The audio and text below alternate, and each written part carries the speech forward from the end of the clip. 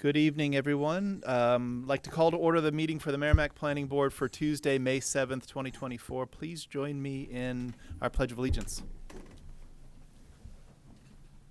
I pledge allegiance to the flag of the United States of America and to the republic for which it stands, one nation, under God, indivisible, with liberty and justice for all.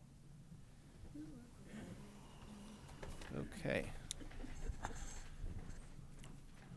Let's see here.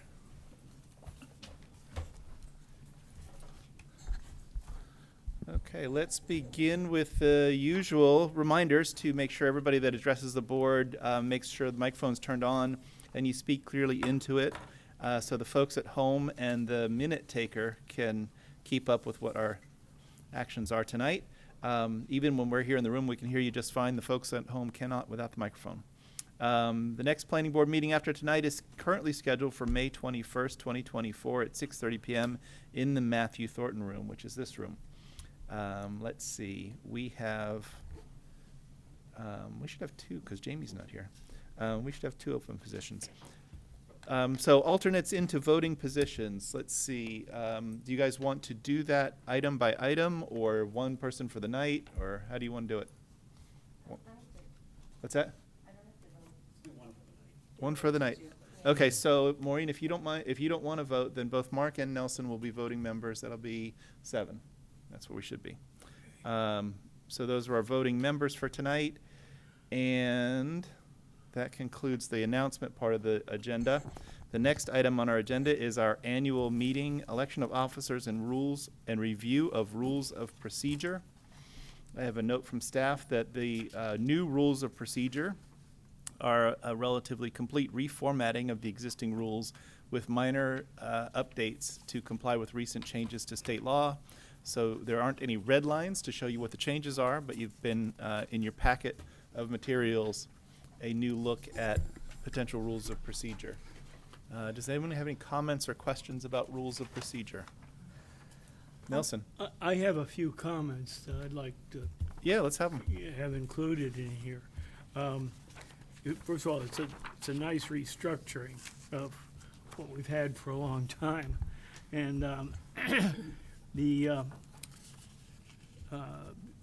I'll go through them one by one. And Yeah, whatever changes or comments you have. Let's on have 'em. page 1, there is no mention of the appointment of the alternate, and the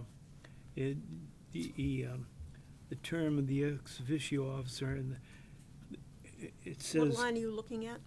I'm looking at page 1 of Yep. the proposed But which article? Which rules. section? Yeah. Which capital? Article 2, and it Okay. would be D and a half, Okay. where we'll talk to the appointment of an alternate. It said all members of the Yeah. alternate shall adhere to, but it doesn't say any, it talks about appointment of other members and alternates and what their qualifications be, but it doesn't say. Yeah, every other line says the board members are alternates, so it's just missing from that one. Okay. Yes, yeah. Okay, then we go on to page 5. And under Article 7, or B, order of business, the chair goes through the duties of the chair, but it doesn't say anything about appointing alternates. You see, I'm sensitive to the part about alternates, but it's not mentioned there, and that's Yeah. the duty of the chair at the beginning of the meeting. Yeah. Yep. We'll call the meeting to order and Okay? nominate alternates into voting positions. Yeah.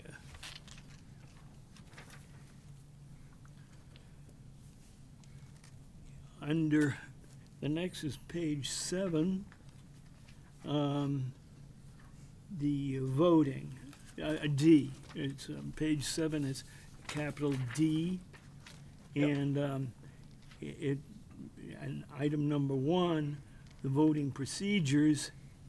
It said only seated members, not alternates, may make a motion. And I think it really means the alternates who haven't been appointed to sit in. But I think if an alternate is sitting in on that meeting, Then they're a Yeah. seated member.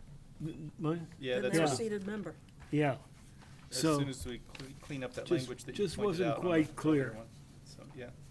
that's page 7. Next is page 8.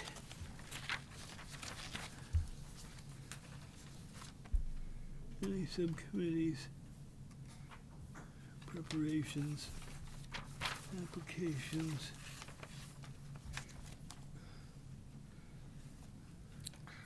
Okay, this is Article 8, and somewhere down there under C and D, the agenda that's prepared gets approved by the chairman, or it did in the old bylaws. Yeah, it did. Practice has sort of faded out. I but know, but I think you want to keep it in. Yeah, we should at least, where does the agenda, where is the, oh, it's just not there at all. It's not there at all. Um,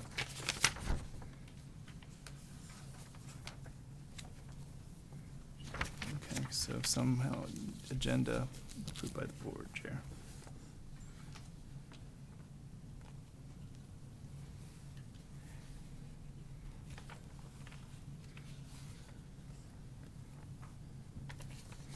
Okay. What Okay, else? the next question was on page 9, Article 11, Staff and Finances A. The final sentence is, "The board shall review and approve the annual budget prior to submittal of the budget to the town council." And we haven't been doing that. That's a new task, I think. Yeah, we Yeah. definitely have not. I've sort of had access to the information when I want to know it or see it, but Yeah. not as a part of the board's function. So I think we want to think about that, if we want to do that, we should say it. What do you guys think? Well, I think they took this from the state's guidance, so I think maybe we ought to leave it in there, but that's for staff to answer. I agree with Nelson. Casey, do you know if this this draft did come from the state's guidance on procedures? I don't think it was a model from the state. I think a lot of the language was existing in your old rules of procedure, and this is simply a reorganization. So it might have been in there, we just haven't been doing it? But quite possibly, yeah. I don't have any objection to the task, if that's what the board wants to do. I also don't want to necessarily add things to our list that don't really do much anyway, and so I don't want to make busy work. And I don't know where this fits, because ultimately the town council is going to adopt the budget as they think it's appropriate, obviously with our input, but if we had input, whether we have this here or not, we'd have the same input. Well, if it's required of us to make an input, then we would get the budget to review and I have don't comment. think it necessarily is required. We What? can if I we mean, want, but it's not required. Not now. Right. No, right. But this would sort of make it required. Yeah. Okay. Listen, I agree. At least from our viewpoint, it would, although the town council could certainly say no, because we can't They adopt can- regulations that Right. they don't want us to Right, have. Right. Barbara, what do you think? I saw you pulling a microphone closer. Well, what happens is, the Director of Community Development meets with the town manager to determine what the budget is for the department and all of the activities under their purview.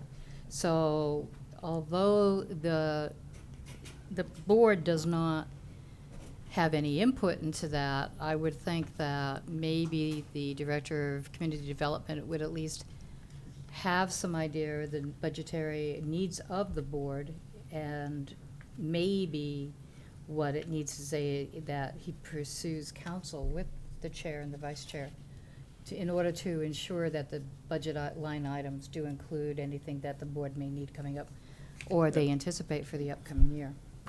I think functionally that's happened, because we've had discussions over the years about, membership in NRPC or other entities or funding to be able to go to courses and things like that. It hasn't been a huge amount, but I think we've had those discussions, but there just hasn't been a A line item rule or a asking for procedure it. saying Yeah, that we should do it. yeah. So, anyway, I don't object to the language that's here if we want to adopt it, and, you know, we'll just have some information that comes to us through the staff, and, you know. I would assume. I would, we if it's do it. in there now, I would Yeah. just leave it. Leave it. Yeah. Okay, let's do that. Any other comments, Nelson? Yeah, there's one more. I already said about the chairman approves the agenda. Yeah. Yeah, I got that one. Okay, that's the only other one I had after that. Okay. Does anyone else have any comments about the proposed rules of procedure? I just have one. Maureen? Just one.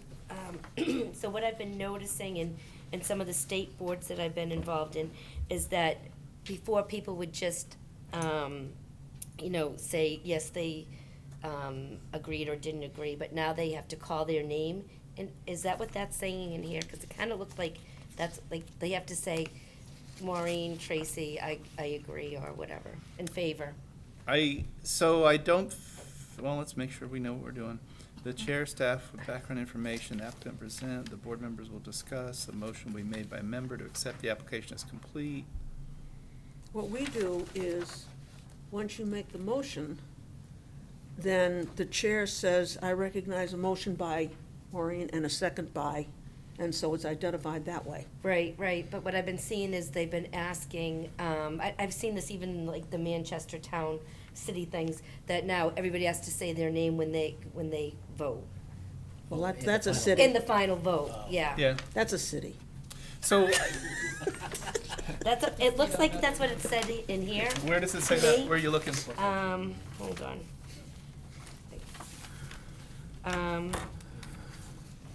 Page 7, under voting, Article D, sub-article 2. opposed or abstaining by name, number 2 at the last line.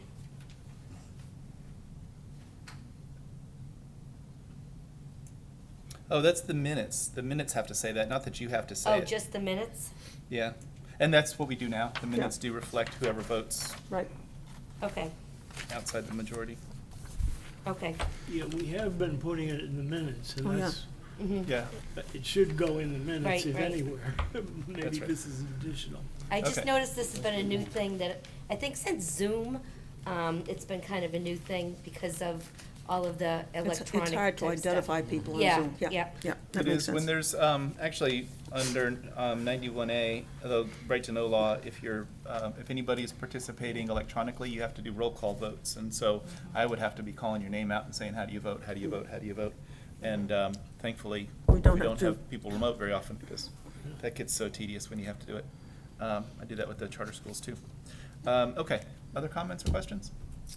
Okay, so we have the proposal from the staff with changes that Nelson had suggested on page 1 to make sure it references alternates having 3-year terms.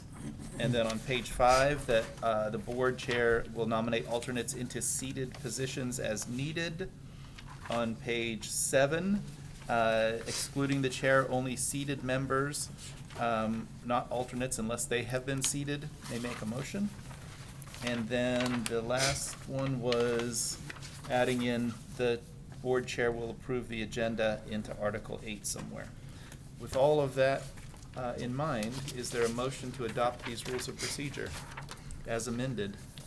I'll move we adopt the rules of procedure as amended. Second. Motion and a second. All in favor, say aye. Aye. Any opposed? Any abstaining? 7-0-0 to adopt the rules of procedure as amended. Casey, do you need my scribbles, or did you catch them all? So the only one I did not fully catch was the amendment to page 1. So let me show you what I did. Page 1, what did they say, page 1? There are no mentions of alternates. I don't know. Okay, the other part of our annual meeting is the nomination and election of officers. What say you? I would like to Nelson. make a nomination for the chair, and Robert Best as the nominee. All right, I thank will you. happily second that. Motion and a second for the chair. Enthusiastically second that. And I'm voting yes, even though I can't vote. Are there any other nominations for the chair? All right, are there nominations for vice chair? We can cover this all together in one vote. I Lynn? nominate Halim. Halim, you interested in serving? Second. Motion and a second to nominate Halim for an alternate position. So, For vice chair. oh, vice chair, I'm Don't- sorry. yeah. I had that on the brain earlier from doing interviews. Sorry about that. Okay, with that in mind, all in favor, say aye. Aye. Any opposed? Any abstaining? Thank you all for the nomination and the privilege of serving. It is an honor. Thank you. All right, that concludes our annual meeting. We're up to our consent agenda, which has some regional impact determinations on it. Does anyone wish to remove any item from the consent agenda? If not, is there a motion to adopt the consent agenda? I will move to adopt the consent agenda as presented to us. All right, is there a second for Nelson's motion? I'll second. We'll count Halim as the second. All in favor, say aye. Aye. Any opposed? Any abstaining? 700 to adopt the consent agenda. Item 4 on the agenda, Town of Merrimack is the applicant. This is a non-binding public hearing under RSA 674-54 to review a proposed modification to an existing personal wireless service facility. The parcel is located at 10 Whitetail Ridge in the R1 Residential District, tax map 4A, lot 23. Casey, is there anything that we need to know before we hear from the town? Nope, just emphasizing that this is a governmental land use, so this is a public hearing strictly for comments from the planning board and directly related to our site plan regulations, but they can take these as just comments and recommendations, and they're not binding comments from the planning board. Thank you for that introduction, Casey. I think that's probably also helpful to some of our newer board members, just to say, what are we doing here? When there's a governmental land use, like building the courthouse over here, or anything else like that, literally playgrounds, this case is cell tower, they're exempt from our review, but they are required to come here and make a presentation for the public's benefit to know what's going on and to receive whatever comments we or the public would have. So here we go. Good morning, Mr. Chairman. Good evening, sorry, and members of the board. We're here before you regarding this project. Just a little bit of background. Several years ago, we recognized a critical need to improve our radio coverage for the fire department and police department. It was more so on the fire department. There's a lot of bad areas in town where radios weren't going through. A lot of large buildings in town now where radios won't penetrate. So we started looking at how we're going to improve our system. And in the process of doing so, we're checking out a site in Nashua. And I'm also joined here with Radio System Manager Bill Mansfield from Nashua as well, where Nashua was nice enough to invite us on their 800 megahertz system, which is just better coverage, more permeable into buildings. So we began to do transition over there. I can tell you right now, the fire department is using 800 side. Us police, we are not, because there's not enough coverage. So in looking at sites to build another tower or put our equipment on, we determined that most of our existing sites could not fit the need to connect to the Nashua system. So it was at that point that we started discussions with Verizon, and I apologize, this is Chip Fedette from Verizon sitting next to me. You didn't introduce yourself either, by the way. I think everyone knows me. For possibly using the space on Whitetail Ridge where they have an existing cell tower. Through discussions, and Verizon was nice enough to allow us to go on their actual tower. In discussion and design, it was determined that based on the amount of load that we're going to have, we would have to replace the existing monopole structure with another structure. And as far as the ins and outs of the structure and whatever goes on it, I will defer to Chip. Sure. Thanks. Yeah, again, here, Chip Fredette here, thank you. Chip Fredette here again on behalf of Verizon Wireless. We are the tower owner at Whitetail Ridge. I think it's 10B. Whitetail Ridge is the formal E911 address to that property. That's correct. So Bill Mansfield and Chief Levesque contacted us several years ago with interest in co-locating on our stealth tower. Of course, we're open to that. Verizon Wireless always makes available space to public safety on our towers at a $0 rent. So there is no rent payable or expected from the town to Verizon Wireless. It's free space. But of course, the town is shouldered with the expense of mounting its own equipment. So this is normal kind of standard fare for us. In this instance, however, because the tower is a stealth tower, where that is a a can-style tower. Antennas are on the inside mounted to a singular mast. And then there's just a shroud over the outside of it. It doesn't make for attachment of the type of equipment that the town or any public safety group might wish to use. So whip or omnidirectional style antennas, microwave dishes, they just don't fit. That combined with the fact that I understand the height needed for the microwave shot on our tower was much too low. So they needed to be up much higher to reach that Shakespeare Tower in Nashua. So that brought the town to the conclusion that we need a new tower. And of course, Verizon said, okay, how is this going to work? So over the last year or so, we've negotiated an agreement with the town, again, $0. The town will replace the existing stealth tower with a lattice-style tower inside Verizon's leased footprint. Verizon's antennas will go at the same elevation we already are. We don't need more height. We don't need it. We don't want it. The space above that will be used by the town, and of course, in accordance with the plans that we've submitted. I think you have a copy of this here. Yeah, I do. Yeah, so if you want to flip to sheet, well, let's flip to sheet, I apologize, A1. We'll go to A1 first. It's a plan view, a site plan view.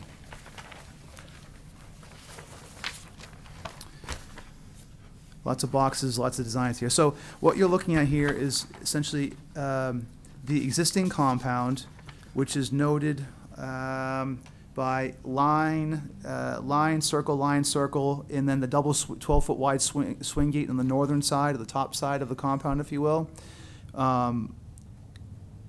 Our equipment, Verizon's equipment, is kind of bottom left-hand corner, outdoor cabinets, not a shelter that we once used years ago.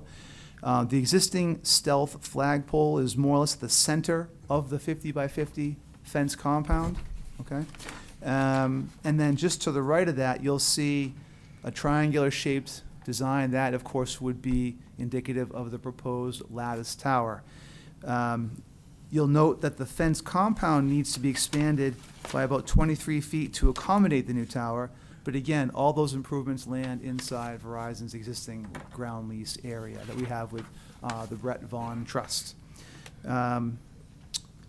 Nothing else changes about the site. We have power there that the town can use. They'll plug their own meter into the meter bank.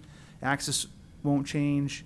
Again, the only change here will be the swapping of a stealth tower with a taller lattice tower. So, the last page, A2, the next page, sheet A2, is an elevation view of the proposed structure. So here again, as part of the original approval that Verizon received, the tower needed to be able to suit multiple commercial carriers, and the engineer is showing that to be the case. So Verizon's equipment will still be at 120 feet above ground elevation. Below that, there'll be space made for 2 other commercial carriers, but at 110 and 100 respectively. Above that, you'll see the town's proposed equipment, both current and future equipment there, microwave dish and a few omnidirectional whip antennas as well. Overall height, 160 feet. Yeah. Any questions? Happy to have an answer. Planning board members, do you have any questions? Yes, You do, Nelson? yes, I do. I don't know where I wrote them down somewhere.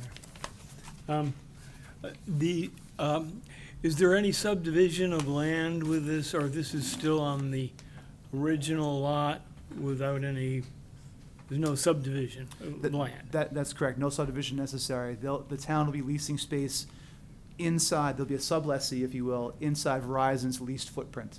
No Yeah. subdivision necessary. Well, does Verizon have a lease with the landowner, or, Yes, we've had one since 2014 or 15, yeah? and it's a But 25, it's a 30-year leasehold lease. and not an ownership? is that Correct, right? correct. All right, Yep. so Yep. no subdivision involved, Correct. okay.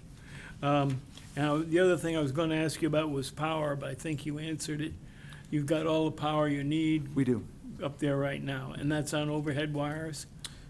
Good question. I believe that is actually underground. Underground. Yeah, that was one of the conditions of approval, that it'd be underground to the compound. So, again, there's an existing meter bank. They will simply plug in their own meter to the existing meter bank. No need to run additional power to the site. Oh. And where does that underground line go? Does it go all the way to Wilson Hill Road? Or do you know? I would need to look at the plans, stand by. I think it does because the Wilson Hill subdivision has underground power. Yeah, I thought so. I mean, not Wilson Hill I just- subdivision, the Brett Vaughn's thing, whatever Brett he calls Vaughn's it. project has all underground power, that's correct.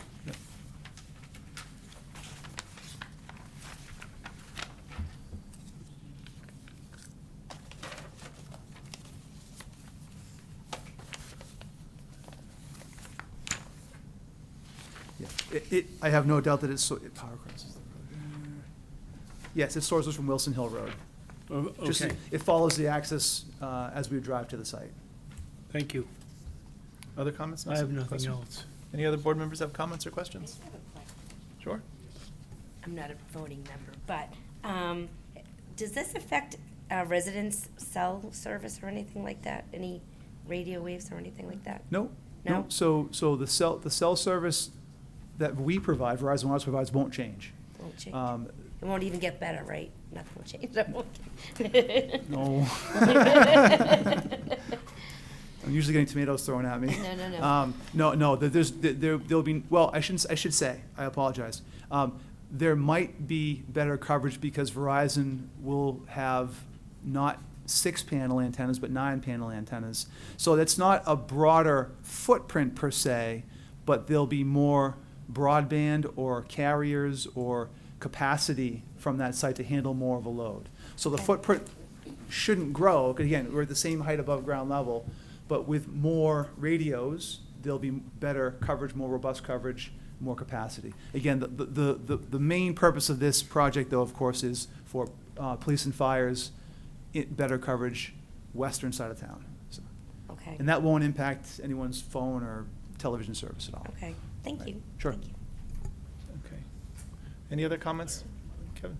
I mean, Mark? Just with respect to your ground lease, is there any, you said it's a 25-year lease or something like Correct. that? Is there any termination rights or anything then from the ground lessor that would put the municipal at risk?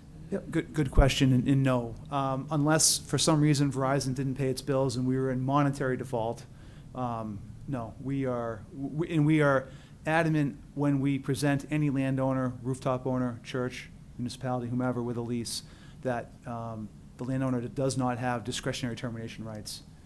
We have an incredible amount of money invested in our network, and we can't leave it up to the discretion of anybody. So, once the site is built, it's part of the puzzle piece and it can't move. Hence why we're not looking for more height. It needs to remain at that elevation, so. Thank you. Sure. Barbara, you had a hand up. Yeah, just a clarification.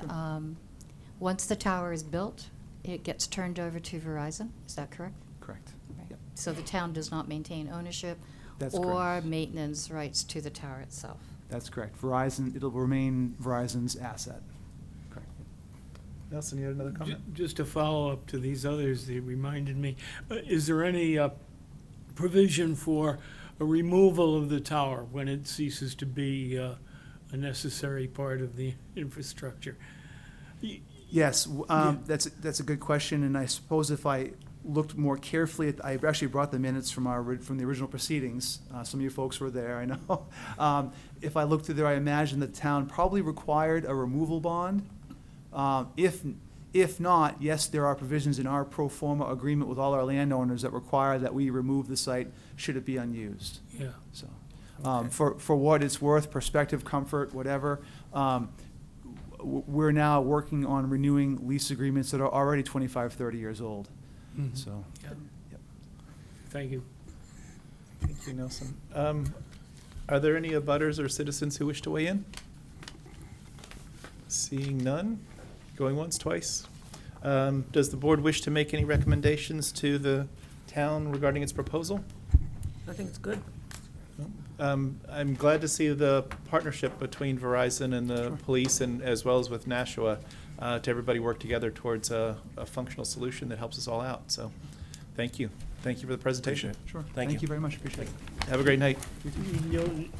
We don't need a motion of any Nope. kind? No, no motions or no votes of any kind, Okay. because of the governmental use. I should have mentioned this earlier for any member of the public who's here, I think for item number 6. Yeah. That applicant has asked for a continuance and Yes. probably won't be heard tonight, so if you're here for that one, no need to stay. Item number 5 on our agenda, FPL LLC as the applicant and owner, requests for approval of an application for a lot line adjustment. The parcels are located at 425 and 429 Daniel Webster Highway, and an unnumbered parcel located off Railroad Avenue in the C1 Limited Commercial, C2 General Commercial, I1 Industrial, Aquifer Conservation, Town Center Overlay, and Elderly Housing Overlay Districts. You managed to hit every single one of those. Tax map 5D4, lot 75, 77, and 78. It's Planning Board 2024-11. And I think that we also did have the benefit of a conceptual discussion on this property some weeks ago. Yes. Casey, is there anything that we need to know before we hear from the applicant? No, not really. Bob already said it, but you've already had this plan before you once before, back in January, for a conceptual hearing. This plan is subtly different from what you saw. I believe one of the lots that was not being touched the first time is now going to expand, but the applicant can touch upon that in his presentation. Okay. Introduce yourself and take it away. Mr. Chairman, members of the board, my name is Michael Plouffe. I'm a land surveyor with Fieldstone Land Consultants.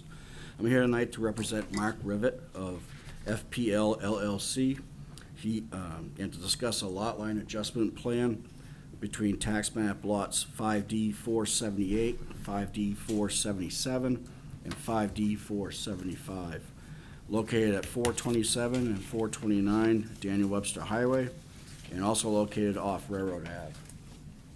The purpose of this application is to adjust the existing lot lines between lot 75, 77, and 78 by subtracting parcel A, which is the orange lot right here, and parcel B, which is the yellow lot right here, from existing lot 78, which is the large blue highlighted lot in the back.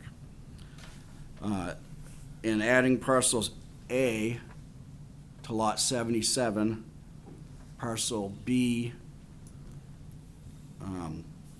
to lot 75, which is the pink area. So just to go over the areas, the original pink lot 75, which is right here, will go from existing area of 0.226 acres. And when it's done, it will be, the final will be 0.398 acres. And the green lot right here, the funeral lot, will go from existing 0.933 acres. And after parcel A added to it, it'll go to 1.106 acres. And the blue remainder lot in the back started out as 7.986 acres and will be reduced to 7.64 acres. So not a whole lot of change, but just making things a little bit better for the existing non-conforming lots in the front.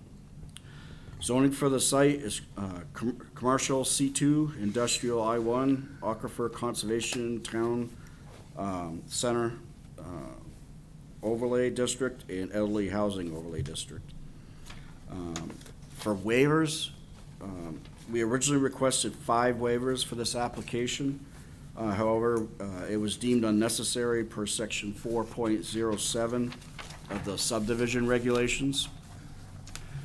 So we're only asking for 1 waiver, which is section 4.05G, which requires the location of existing easements, deed restrictions, building setback lines, parks, watercourses, large trees, foliage lines, and significant and man-made features, as well as water mains, sanitary sewer, stormwater, drainage lines, drainage structures, and drainage ways. Many of those items that I just mentioned, we do show those on those front lots.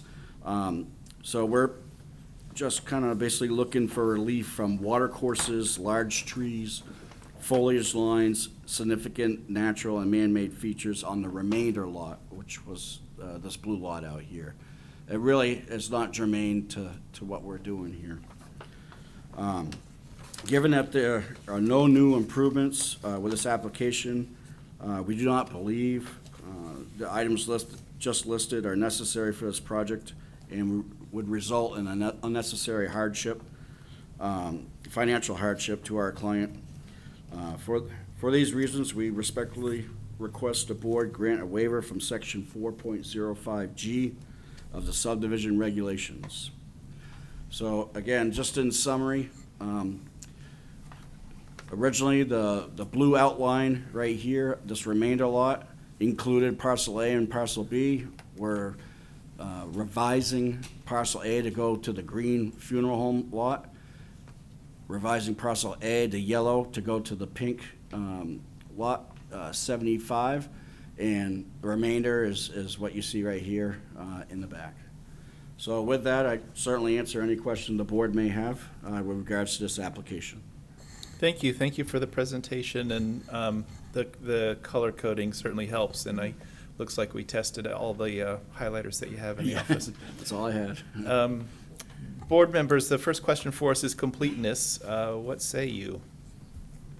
Is this application complete? Lynn? Go ahead, Nelson. Oh, I would move to accept the plan as complete. Is there a second? I'll second. Motion by Nelson, second by Lynn to find the application complete. All in favor, say aye. Aye. Any opposed? Any abstaining? 700 to find the application complete. Is there any further discussion with the applicant about the project?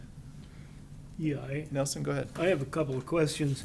I didn't remember this parcel A in our discussions, and maybe Yeah, that's the new part. that's the new piece that's added on to the funeral home lot. Yes. Right. And my recollection is that the land drops off. My plan that was submitted does not have any contours on it. And so, what's the situation with that added parcel A onto the funeral home lot? That was just a request from our client after we had met with the board for preliminary. I think he just wanted a little extra breathing room for the future. I know that it does drop off in the back, but there is some usable area in the front, just a little more space. And I saw that the topography wasn't mandatory for a lot line adjustment plan, so we did not topo all the way to the back. Yeah, well, I was just wondering why would he want to use it? I mean, For a little, I guess some of that orange is usable, is that what you're saying? Yes, Yeah. it is. Not all of it, but some of it, anyway. Yeah. I don't know. Okay. and other there questions? are also parking shown on a piece of the big lot, what, 75, whatever. Right here? Yeah, On that little quarter circle there. Yes, That's presently used by the the funeral home. funeral home. Right, and there's easements and cross easements that run from this lot all the way out to the Daniel Webster Highway. In place, existing. yeah, those were all part of a prior Okay, site plan so for. that is in place. Yes. Okay. Okay, I have no further questions, Mr. Chairman. Thank you, Nelson. Any other board members have questions?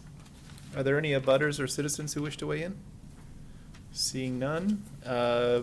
With respect to the waivers, the staff has recommended that we determine this 2, 3, 4, and 5 are not necessary, and then make our decision on waiver number 1, which is 4.05G.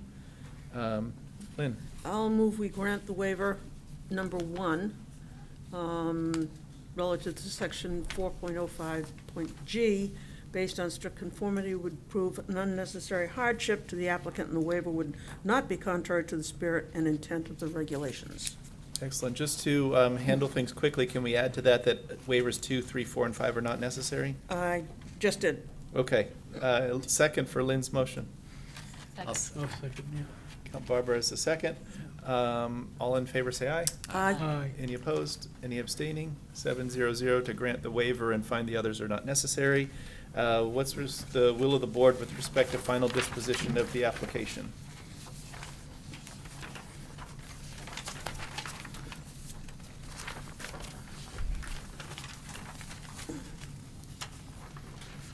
I think that there is a recommended Yep, I got it motion here.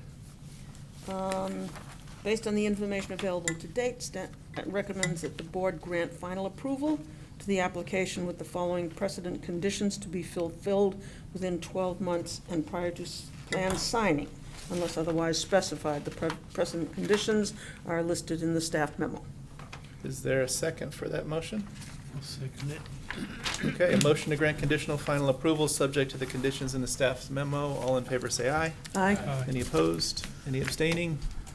700. You're all set? And I'm pleased to see that you've taken that yellow portion and given it to that poor apartment house, because they don't even have room to put a ladder up on that side of the building. That was the main purpose, too. Absolutely true. Yeah, I'm pleased to see you did that. All right, Okay. Thank you.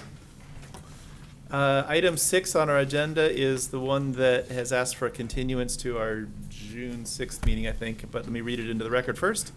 Strategic Acquisitions and Real Estate Holdings LLC is the applicant and owner.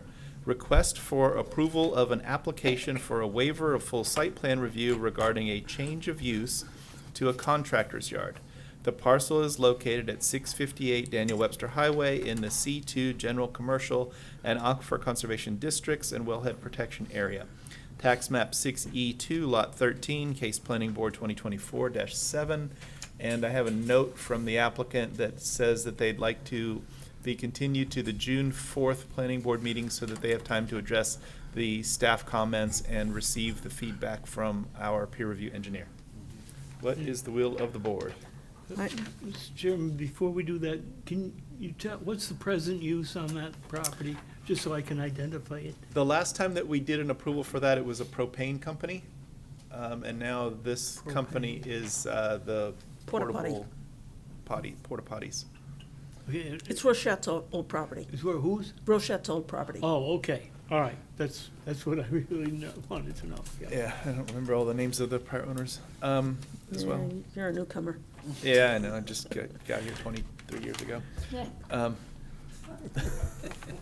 gonna recommend that we continue the application's public hearing to June 4th, 2024 at 6:30 in this room, Matthew Thornton Room, with no further notice to abutters. Is there a second? Second.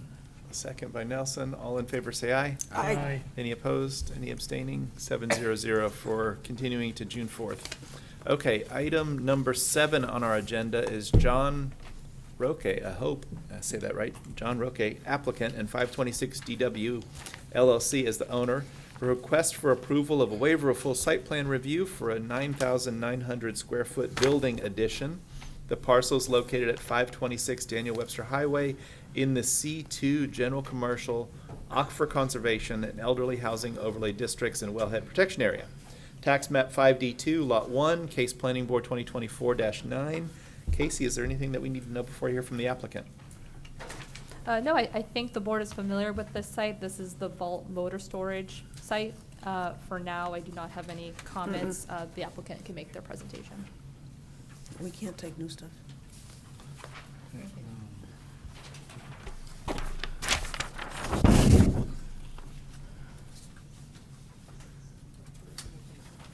Thank you.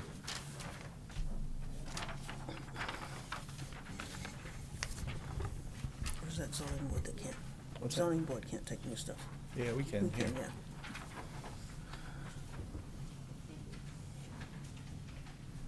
Yep. Other zoning boards take new stuff too, by the way. I just have to remember which hat I have on. Okay. Introduce yourself and tell us about the project. Good evening, my name is John Roque with Roque Consulting. John, can you touch your microphone? Is it bright green? Touch the push button on one of them. There you Yep. There you go. All of that. Perfect, thank you. Okay. John Roque with Roque Consulting. I'm here on behalf of Charlie Morgan, Morgan Storage. He owns this one as 626 DW LLC. this site has been updated in the near past, I think in like 2021. There was a full like alteration of terrain update on the site, an additional building was put in, and an infiltration trench right along the front of the property, and a bunch of landscaping. So right now, where we're proposing to do the building addition, it's open storage of trailers and campers and things like that right now. And basically, all we're proposing to do is enclose it into an indoor storage space. He's proposing a building that, Don King, his architect, has put together a building that will basically sit right adjacent to the front of it. It kind of attaches onto the existing building, but matches in with it. And with the site, there was an overabundance of parking, so even after we take away those spaces and some of the spaces along the front, we still meet all the parking calculations. We asked for a waiver of the full site plan review of the site. The area where the building is going is 100% impervious already, and all the drainage from that area goes into recently upgraded drainage facilities. We do have to go to the Conservation Commission next week, but we've gone to the, Charlie has gone to the Conservation Commission on this project multiple times, and there's even copies of letters where they weren't concerned with some of the prior projects. And this one is very, very minor compared to even some of the recent things he's done. So we don't anticipate any issues with that. That's essentially the application. It's basically a building addition.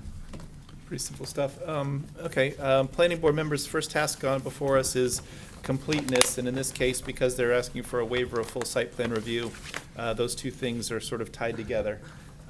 If you waive full site plan review, then they are complete. If you decline to waive full site plan review, then they would have more materials to give us. And so the appropriate motion, if someone's is of a mind to make it, is to waive full site plan review and accept the application as complete. I will so move. Is there a second? Motion and a second. All in favor, say aye. Aye. Any opposed? Any abstaining? Okay, the application is complete, 700. The applicant has requested any other waivers that you needed? Don't need any other waivers? Nothing other than the full site plan review. Full site plan review? Yep. Board members, do you have any other discussion with the applicant? Nelson? There's things that I think are still missing here, and I'd like to discuss those with the applicant. Please do. Among them is the appearance of the building in general, and I think he's answered the parking. I gather we've verified that there's enough parking here, Yep. despite the size of the buildings and so on. But those were my initial concerns, was the appearance from the road. It looks like a huge garage. Yep. And I see no attention to the landscaping with this. I see removal of landscaping, but I don't see any additional landscaping being to replace it. So I'd like you to address those issues. The other thing I'd like you to address is this. There's a food truck that makes a regular appearance here, and maybe it's there every day, all day. I don't know exactly, but it's not part of the site plan. Correct. The food truck is something we're going to address separately. The owner of the food truck is here this evening, but we want to try to get past the addition of the building addition, and then if we need to do a separate site plan for the food truck, we're going to be addressing that. Well, if you wanted the truck out there, you got to show it on the plan. And you might No, I as know. well- Yeah. In terms of what we have an application for you this evening, it's just for the building, it's just for the permanent enclosure of the parking spaces that Charlie wants to do.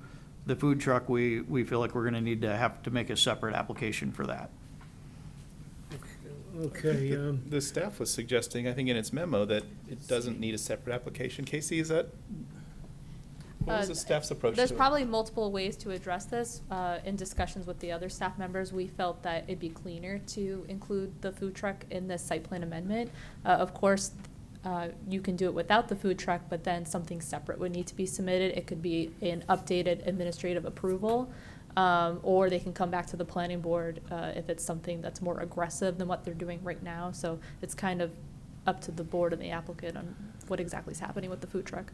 So the food truck right now is there by administrative approval? Yes, but Okay.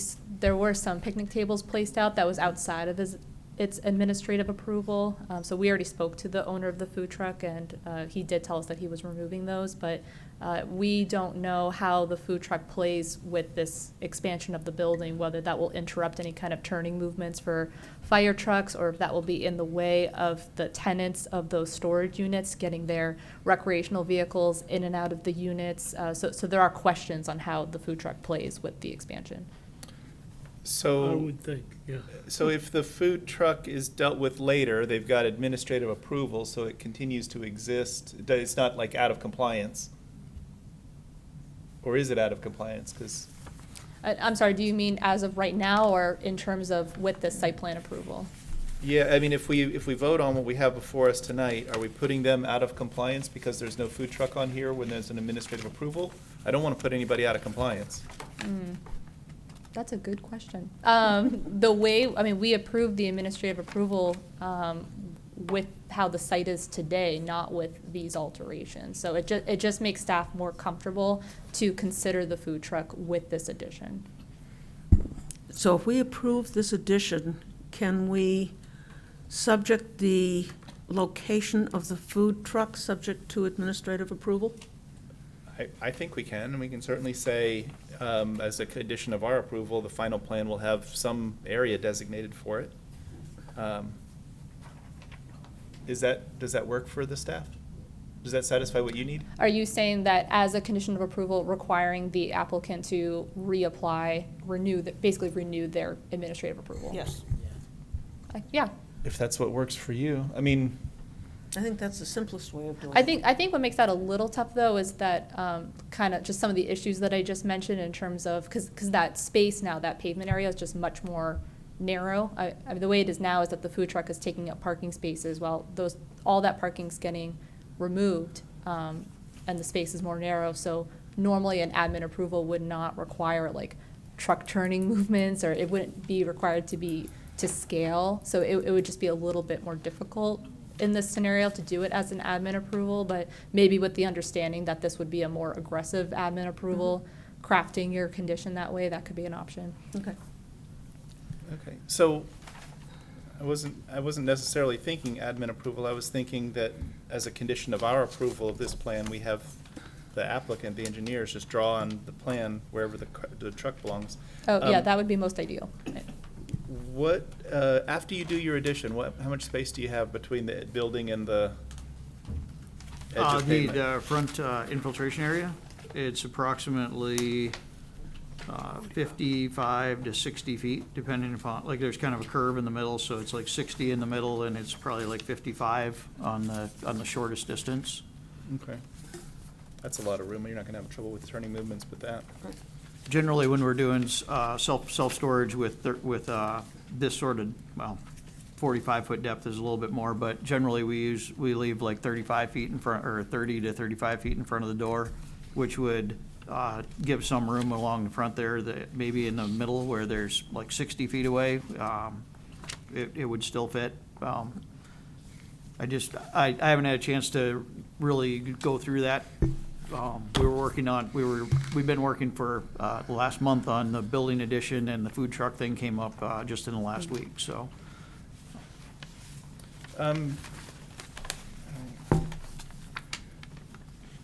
The only reason for pushing the food truck issue in my mind is I don't want to put you in a place where you're out of compliance the way Yep.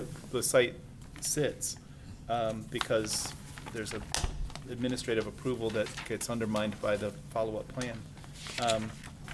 What are your thoughts on that? I mean, what's the best No, for you guys? ideally, we keep everything in compliance. But if it came down to, only doing one or the other, we would wanna get the building addition worked out, so. So, from my perspective, I don't have any problem with the building addition and the food truck. It's not like a choice where you can only have one, Yep. in my view. No, ideally, Other members we of the could, board we weigh could in on definitely that. work with staff, and we are gonna meet on site, probably later this week, and try to lay this all out with the plan that we're presenting right now. So we anticipate being able to go talk to staff within a week or so about the food truck. Okay. So, other questions by members of the board? Nelson, do you have others? I'm sorry, Barbara, you have the hand up too. I'm sorry, cut you off, Nelson, I saw It's Barbara's okay. hand up. So, how many parking places do you have now? And how many will you have if the building extension is approved? I don't have it right in front of me what the overall think count Casey's is. got that number. I don't know if it's on. Because based on what's on this, I don't see a lot. I don't either. No, it's spread out throughout the site, in around some of the back buildings, there's parking spread out all And over where are the the place. handicap parking? There is a handicap spot by the office door entrance. Yeah, by the main office door building, there's the handicap spots. I They're- think they're not Casey said they required- need they're- like 7 spaces or something like that with Yeah, this they're use, not is that required right? a lot of spaces, and they've got 40-plus, I think. So the cover sheet does have the parking calculation. So the way the calculation was laid out is there's only 7 required parking spaces, but they are providing 30 even with this building expansion. Does that answer your Can- question, Barbara? Can I just add a comment from experience, is that you have to make an appointment to go there to pick it up, so there is never like anybody else, maybe 2 other cars there. It's not like there's a lot of cars when you go there. True, but for some of the other businesses, like the detail, you still gotta put your car somewhere. But 30 spaces when their calculation says sufficient. 7. Should give them. 7 would be hard to. Yeah, that's hard to believe in. Yeah. And I'm not believing that. I don't find anywhere near 30 on here either. I actually just counted, believe it or not, there is about 30. They're just kind of spread out throughout the site. The color plan doesn't go all the way to the back. I did the color plan so we could see basically where the front of the building was. If you look at your regular plan set, it shows, yes, Yeah. that plan shows Yeah. all the way to the Yeah. rear. Well, this is not the right one, because this is the before. This is like an as-built, is what you Yeah, gave us. there's multiple sheets to that. Yeah, so here's the spaces that they have. They're in 5 groups. Oh, around somebody the site. already, okay. Then you counted them, okay. Casey Yep. just did. Casey Yeah, just counted. essentially the front spaces that we're dealing with were for storage anyway. And what he's along the building, like basically all the spaces along the building were storage spaces. And Charlie's basically wanting to enclose those spaces with the building addition. Yeah. Okay. So what have you to say about the landscaping? Anything, any attempt to Well, make it the, look good the here? the only landscaping that is being lost is the landscaping that would be against the existing building. That's Yeah. covered up by when those spaces are being used for outdoor storage, you can't see any of that landscaping at all right now.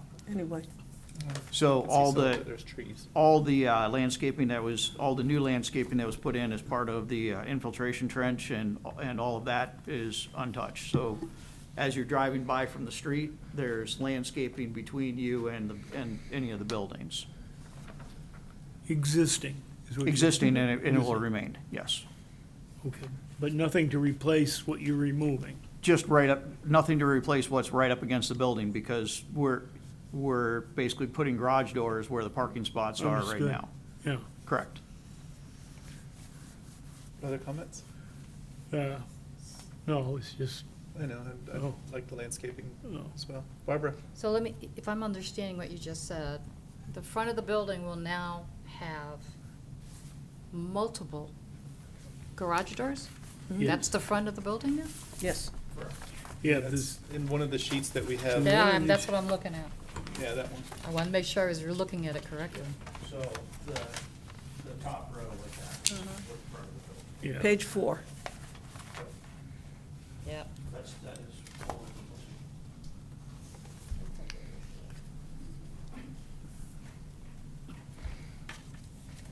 Other comments or questions by members of the board? Are there any abutters or citizens who wish to weigh in on the application? Seeing none?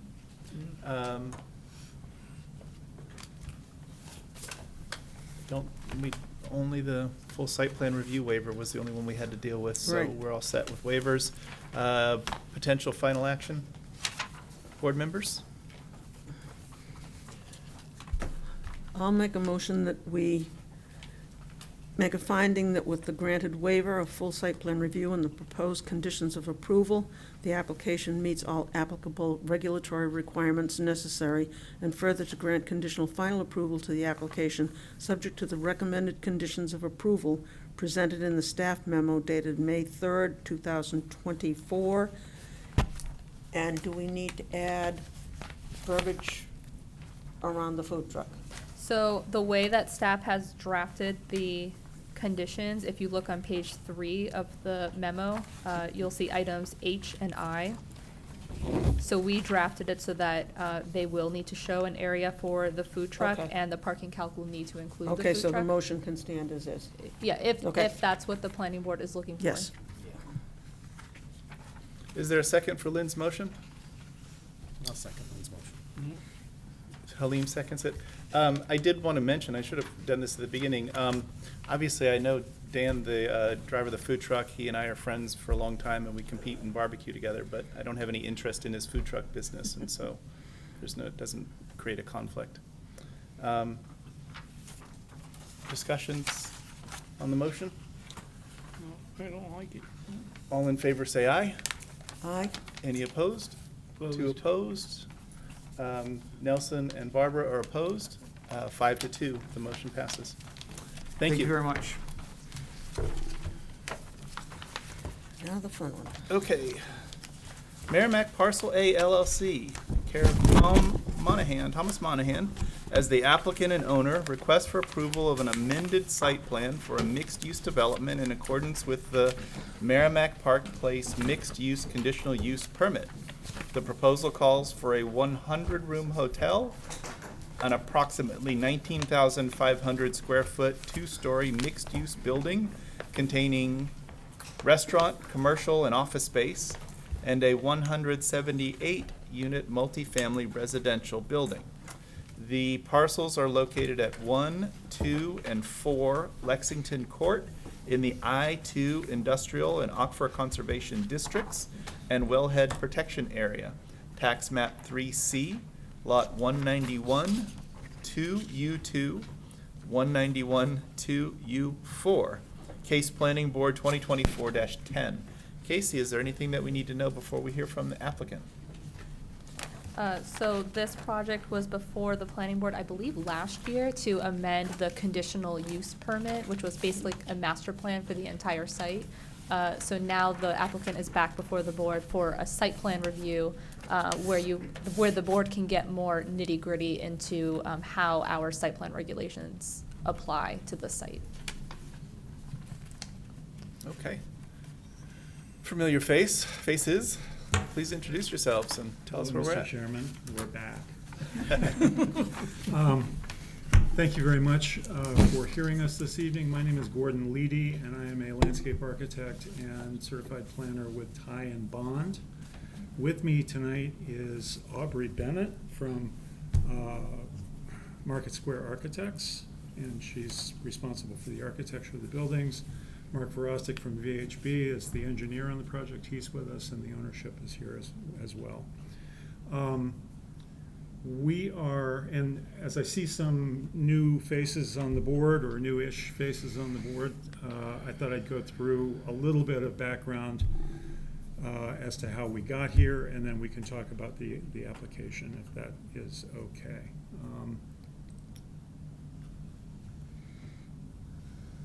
If I can figure out how to. There we go. Okay, so there was a conditional use permit that was amended, approved in November of last year.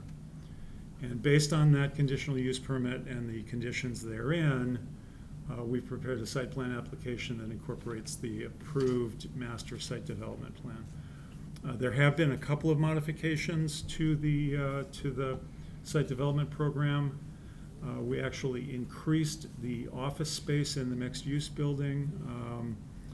It's on the second floor, and there was more demand for that space than we initially thought, so that's gone from 7,000 to 10,000 square feet, and the hotel rooms have been decreased to 100 hotel rooms.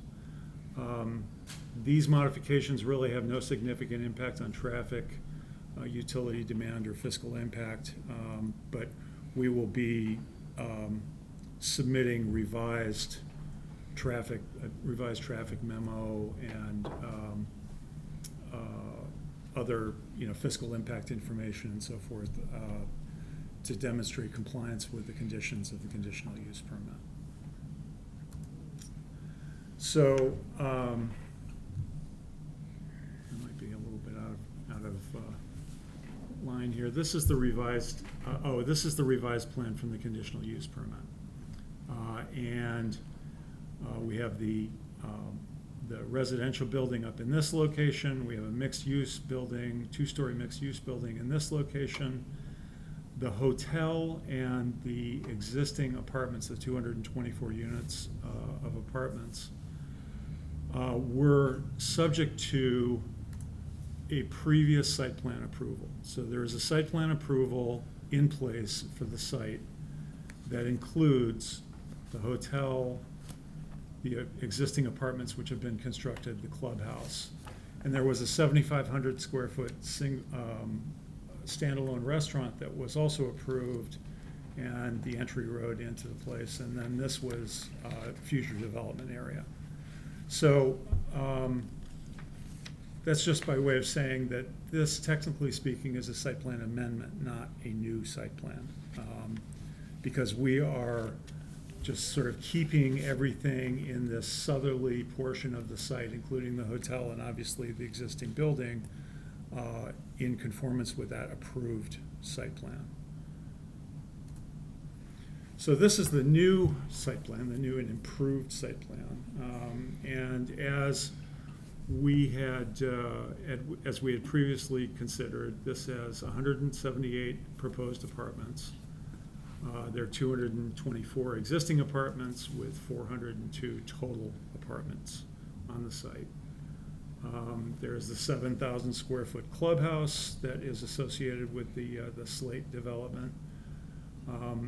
There is a 100-room hotel down in this location. There is 10,000 square feet of office on the second floor of this mixed-use building, along with 2,460 square feet of commercial and 8,000 square feet of restaurant use here in this building. And then there's a 5,000 square foot commercial space on the ground floor of the residential building. The other minor modification to the concept is that there is a significant portion of the residential building on the ground floor that's now dedicated to amenity space and management space and leasing. So that was parking. That's why, in short, that is why the hotel went from 110 units to 100 units, because we lost some parking when we did that. But we feel it's a better use and relates nicely to the courtyard. Aubrey will tell you all about that. So really, we have this is the Phase 2 site plan area, and as I said, the existing site plan covers the area to the south of that. So We're really talking about the area inside that red boundary. So this is a somewhat blown up plan of that area. We have the property line is actually up in this location. We have a setback to the building that goes to this location. We have the existing emergency access road, which we are not going to do anything with in terms of modifications. We are showing, and again, Aubrey will show you how this works, but we are proposing for the majority of this northerly property line, we're proposing a three-story building, not a four-story building. So the majority of the building, or the rest of the building, is 3 stories above podium parking. That area along the northerly property line, in deference to its proximity to a neighborhood, is somewhat lower than that. It's 1 story lower than that.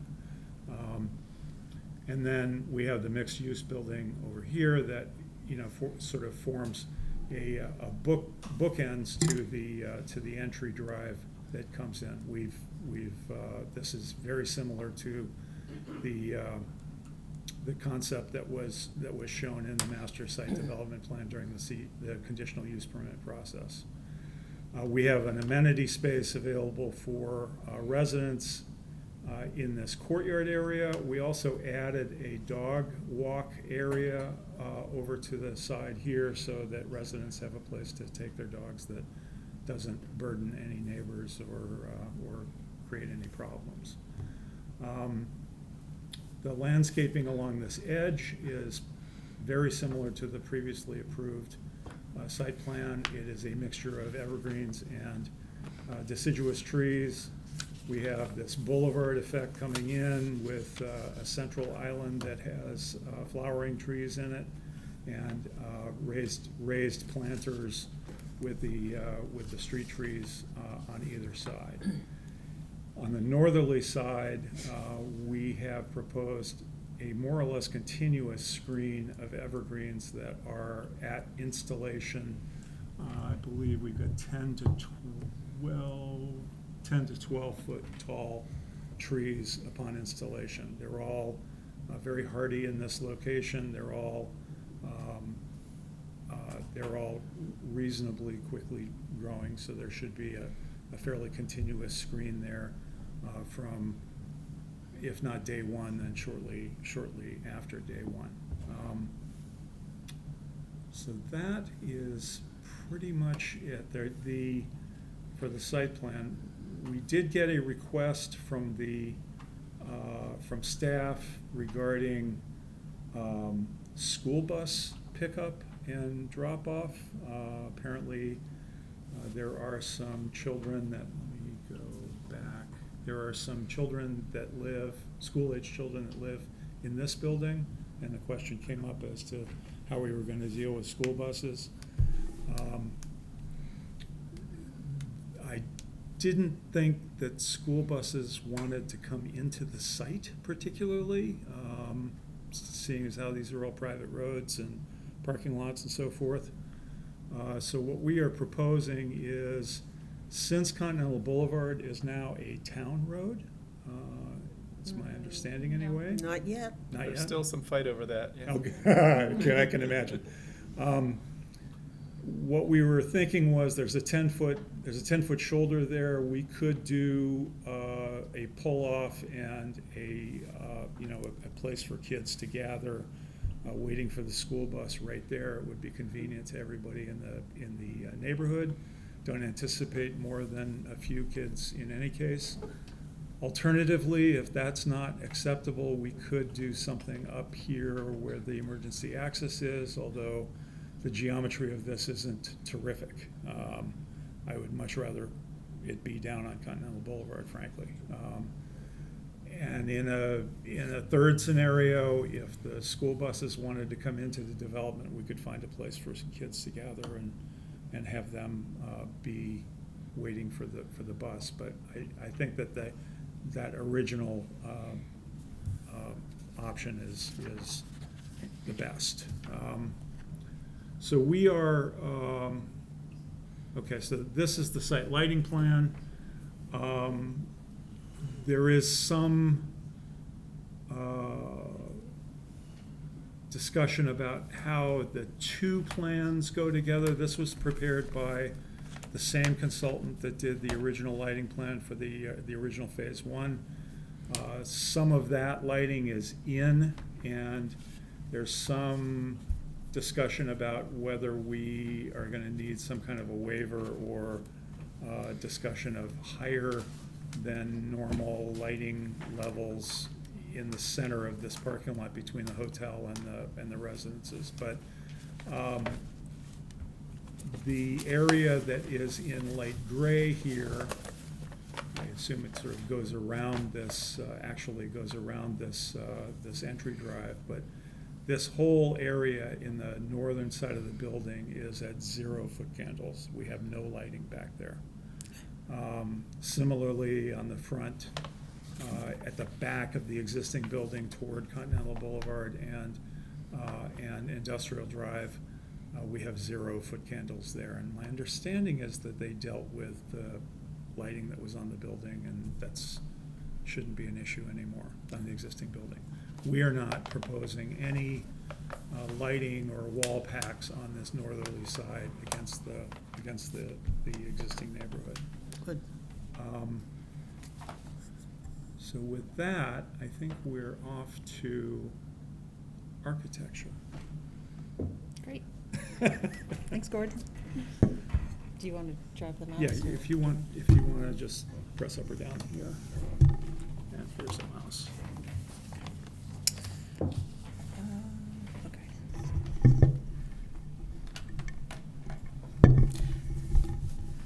Members of the board, my name is Aubrey Bennett again. I'm representing Market Square Architects, and we are, for all intents and purposes, the new kid on the block here. We designed the facades for the commercial mixed-use building and for the multifamily. And what's on the screen is the commercial mixed use. The floor plate is just over 11,000 square feet. As Gordon had mentioned earlier, with a second floor of office space. Level 1 has commercial space here on the front, and just to orient ourselves here, the entrance to the development is to the screen north, and the boulevard access is to the left. The development is behind us at the bottom, and then to the right is the proposed parking for this building. So at the commercial spaces, the primary entrance that you'll see as you're coming through the boulevard, that's at about 2,400 square feet. And then the cafe and restaurant, as you come through the building, are towards the back. And we're proposing a patio off the restaurant because everyone likes to eat outside, so why not, right?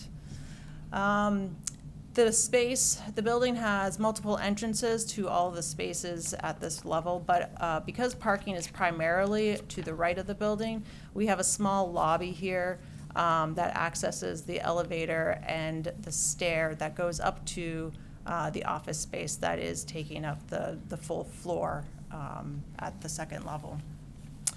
And then because of the square footage and egress, we have 2 sets of stairs. And then throughout the building, we have mechanical sprinkler support rooms. I think you just Oh, space. okay. Perfect, thank you. The exterior aesthetic is a modern feel with some traditional elements. The facade is a mix of white, tan, and brown cementitious siding that we have selected here, with a brick base at the commercial end with a tower. And this, again, this is at the entry as you're coming through the boulevard. You'll see this tower, this commercial space, which anchors the entrance at this commercial area. And then as you move through the building, that brick base turns into a taller element, moving up to the second floor level, providing a durable facade for the restaurant and cafe, as well as that more traditional feel, anchoring this end of the building as well.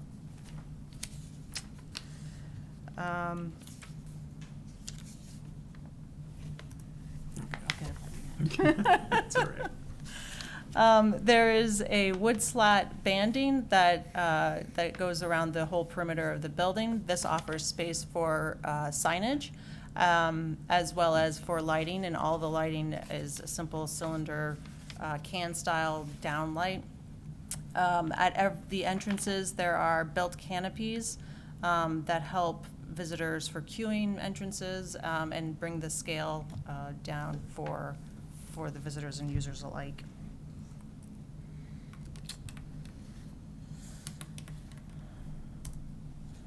Moving on to the multifamily. The multifamily, as Gordon had said, is a 3- and 4-story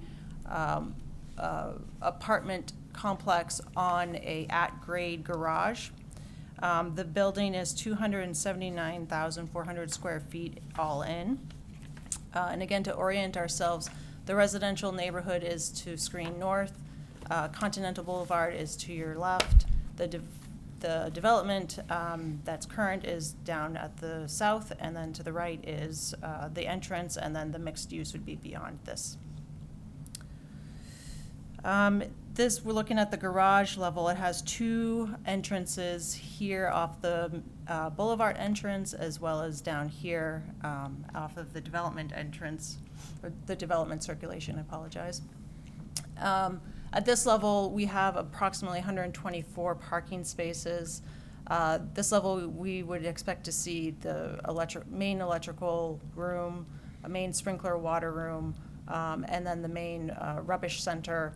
The building has 2 chutes, so they'll empty into this room, and then however ownership wants to take garbage away will be from this location. We also have 3 elevators, 1 here and a bank over here. And then we have the 4 stairs at pretty much the corners there, here, and there. And then we also have a resident bike storage up in this corner. As Gordon mentioned, we have a 5,000 square foot commercial space in this area, on this leg of the building.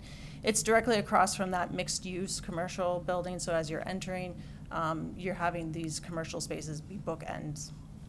And then, as Gordon said, we have this amenity space. It hasn't been fully developed in terms of what will go into this space, but typically we see this is where mail and packages are, leasing offices. Ownership will decide if, TV, game lounge, work pods, what have you, would go in this general area. And then because there's a direct connection to the courtyard, those amenity offerings bleed out into the space, including potentially grilling stations, bocce, cornhole, all items to be determined.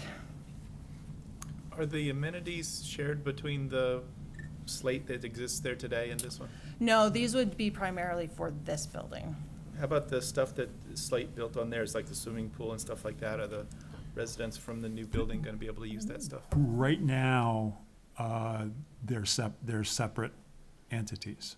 So those amenities would be for the Slate building, and these amenities would be for this building. Sounds like that'll be a management challenge. Mm-hmm. Perhaps. We don't But I mean, review there those. still, I guess, is the potential that Slate might build this, but I don't think that's not the plan at Or this the point. 2 owners could figure out how to cooperate or something, Right, who knows? right. Okay. One would only hope.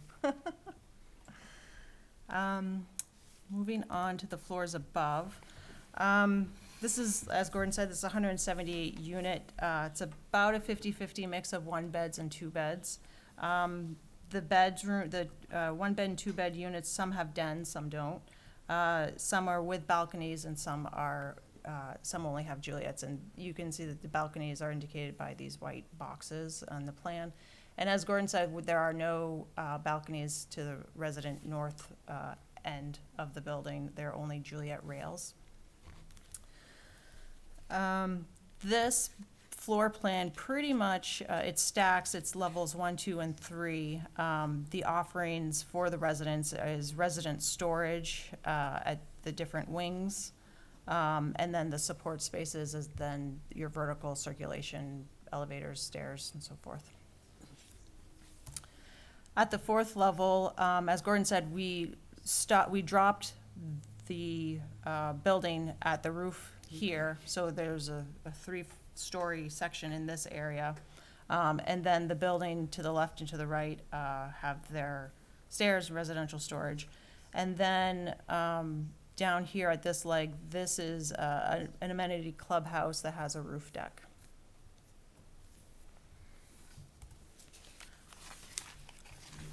And then this just reinforces the step down on a section through the building and the step down at the residential side. The aesthetic is similar to the commercial mixed use. It's modern with traditional details.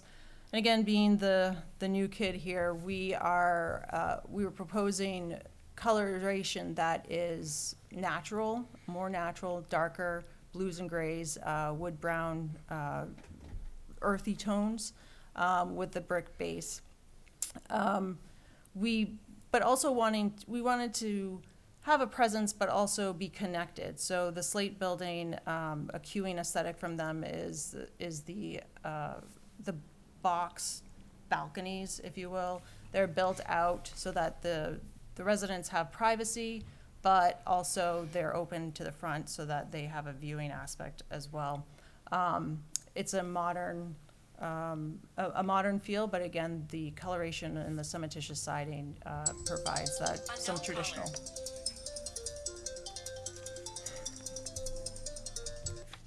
Sorry. No problem. They provide some traditional feel. Talking about the coloration, because we chose a darker, more natural colors, they provide that traditional feel on a modern form for a building, but they also offer a camouflage aspect. As we understand, there's concern about the building height on the residential side. We wanted to bring that into the building facade, and having more natural colors that are peeking through trees is much better than a white, gleaming, shiny building peeking through your trees. So, like Gordon said, there's no planned lighting for this side, and there's no balconies. Everything is Juliet rails. What we're looking at here for this elevation is that residential drop down here for that 3rd floor, and then it pops up for the 4th. Again, the lighting is the same as the commercial, cylinder downlights and wall packs at the other ends of the building. And then this is a rendering from the other end. The development is behind us. The boulevard access is to the right, and then the commercial space is beyond this.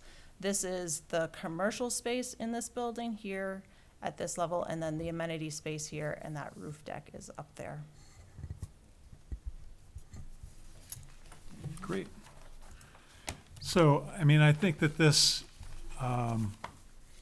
is coming together actually better than we anticipated. The goals here are to activate that streetscape, provide some street level activity, and I think that this does that. We are proposing to phase this consistent with the requirements of the conditional use permit, and that is essentially a roundabout first, then either the commercial multi-use building or the hotel, and third is the other non-residential building, and then 4th is the residential building. So we'll submit plans to that effect, phasing plans to that effect for staff review. I mean, there are quite a few open-ended questions, but we haven't gotten staff, other than the planning staff comment, we haven't gotten any other reaction from any other departments. We know we're on the Conservation Commission agenda for the 13th, so we'll be going to talk with them because we're in the Aquifer Protection District. And we anticipate having peer review and other staff review as, you know, I can't say soon, but, you know, as soon as they can get it done. So that is, I think that's all I've got. Be happy to answer any questions that the board might have. Thank you, Gordon, and thank you, Aubrey.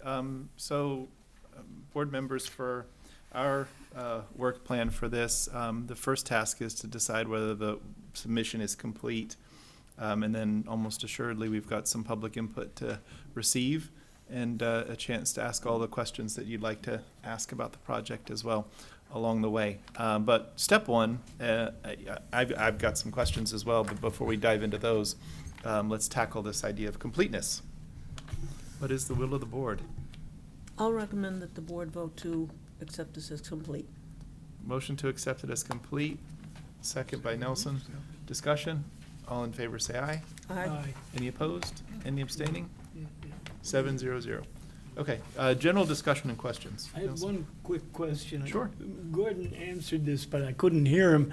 And it has to do with, what is your phasing, I say phasing, but your approach to building these? Which comes first and which? The roundabout comes first, Okay, the roundabout first. and then the two non-residential buildings come next, Which is the hotel and this. which is the hotel and mixed this, use. this mixed-use Yep, building, okay, and then And then the apartment house. residential building. yeah. Okay, thank you. I just didn't hear you when. Thank you, Gordon. I think that there's also some desire for clarification with respect to phasing, just to understand what amount of work or completion in one building triggers the next phase. And so I just wanted to make sure that what you got is each one of those phases in whichever order you guys propose, with the residential last, that we're getting substantial completion of each one of those earlier phases before we move on to the next phase. Well, I mean, I think that phases 2 and 3 could certainly go concurrently, and you could certainly get, and actually, the apartment building could go concurrently in terms of construction. They don't have to be complete before you move on to the next phase. They need to be complete, that they need to be completed in order before you can get a CO. So that's the exact discussion I want to have, and I think that there's a solution that kind of satisfies all the concerns, but what I don't want is to have, you know, a foundation built for a hotel, and then that gets lost in the shuffle, and we're all the way to the end with the residential. I understand. And we didn't really get much of the commercial done. I understand. And so it may be a little different than considering the CO as the finish line for everything, and some other way to describe how they will transition into each other to make sure that we've got, you know, Right. actual substantial. Well, you have different construction timelines too. So it's going to take longer to build the residential building than it is to build the hotel, for example.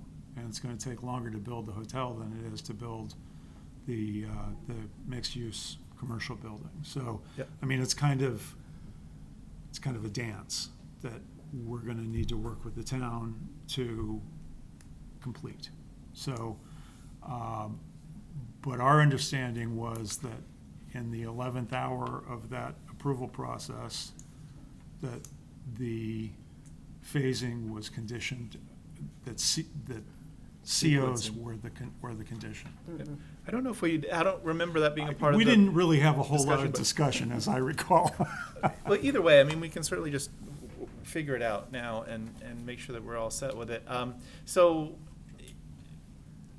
for example, you just talked about how construction takes less time. If it takes 6 months to build the phase 2 commercial and 12 months to build the residential, I don't want the commercial to start 6 months after the residential, because that leaves me the opportunity for you guys to come and appear before us and ask Yeah. for relief, and the next thing you know, we're talking about, oh, well, we wanted that commercial and we didn't really get it, and Right, and all of right. that. No, I understand that, and I don't, that's not the intent. So, but we need to come up with some mechanism, and I'm sure that Yeah, we don't have to solve it tonight. Attorney We got Hollis can lots of figure it times out. to think about it, yeah.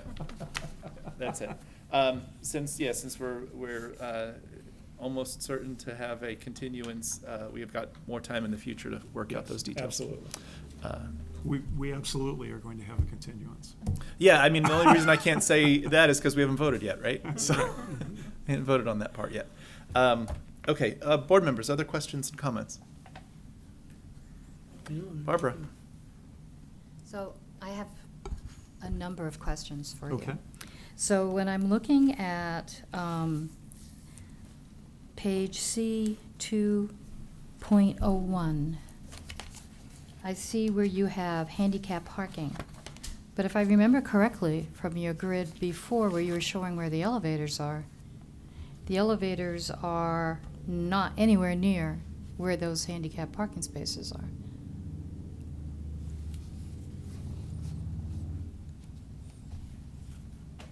Is this as it pertains to the multifamily? Yeah, I'm Yeah. looking at the apartment building. Let me just get the, C-21, .01.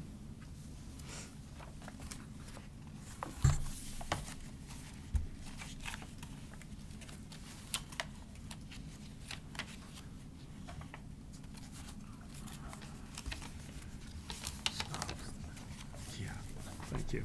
Grab the bar and pull it down. Yeah, I don't have a touch screen.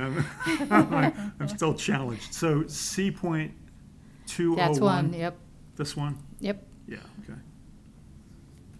So you can see where the handicap parking are just on the other side of the,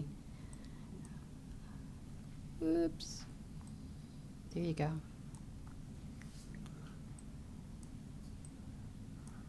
Oh, shoot. Don't you far hate these there. things? Uh, Well, but you see what the issue is. Yeah, Yeah. there's They're- here, and that's because there's the parking isn't near the doors. I Well, mean, if Well- you are sitting in a wheelchair or you're walking with a cane, but the parking isn't anywhere near the doors. that does not mean that it's handicapped accessible. That's right. Well, it's the closest. Not It- handicapped accessible. I don't know that I agree with you, Ms. Healy. Well, if you're walking with a cane like I do, it's not accessible. Well, So, let's back up for a second, just get our bearings. Where are the exterior entrances to the building? they are here. Let me back up a little bit. Here, there are several entrances here to the commercial space. There's an entrance here, an entrance here. There's an entrance here. There's an entrance here. There are entrances here and here and then down here. We could conceivably move, there's an elevator bank in here, right? Yeah, there's one right in here. Where's the And elevator then banks? there's another one. There's an elevator here. Let me zoom out one more. There's an elevator in this corner, and there's an elevator over here. So, Okay, is So there- we could, So in we that could corner- conceivably take half of those, we could relocate them. yes. Good, thank you. Yeah, in addition to sort of putting some by the southern door, just breaking them up a little bit, put a couple by each door. Yeah, we could move some around Yep. to this side, we can have some here for people who go in this door, and we can have some here for people that Correct. go in that door. We were also not showing spaces in the parking garage, so we would also distribute those appropriately and have them Okay, near good. elevators. Yeah. Because Oh, really, that's a good truly, thought, if you are ambulatory handicapped, Oh, absolutely. it's a long walk. Yeah. I assume your Especially in this elevator type goes of all the way to the garage. Yes. Oh, yeah. Why wouldn't it? But had to ask. Okay, Be so, surprised. one more. Yeah, please. If I may, on page L-1, Okay? I know, I'm sorry. Good luck with that. No. I'm like you. I need a mouse and I can't do finger things. Landscape. Yep, landscape plan.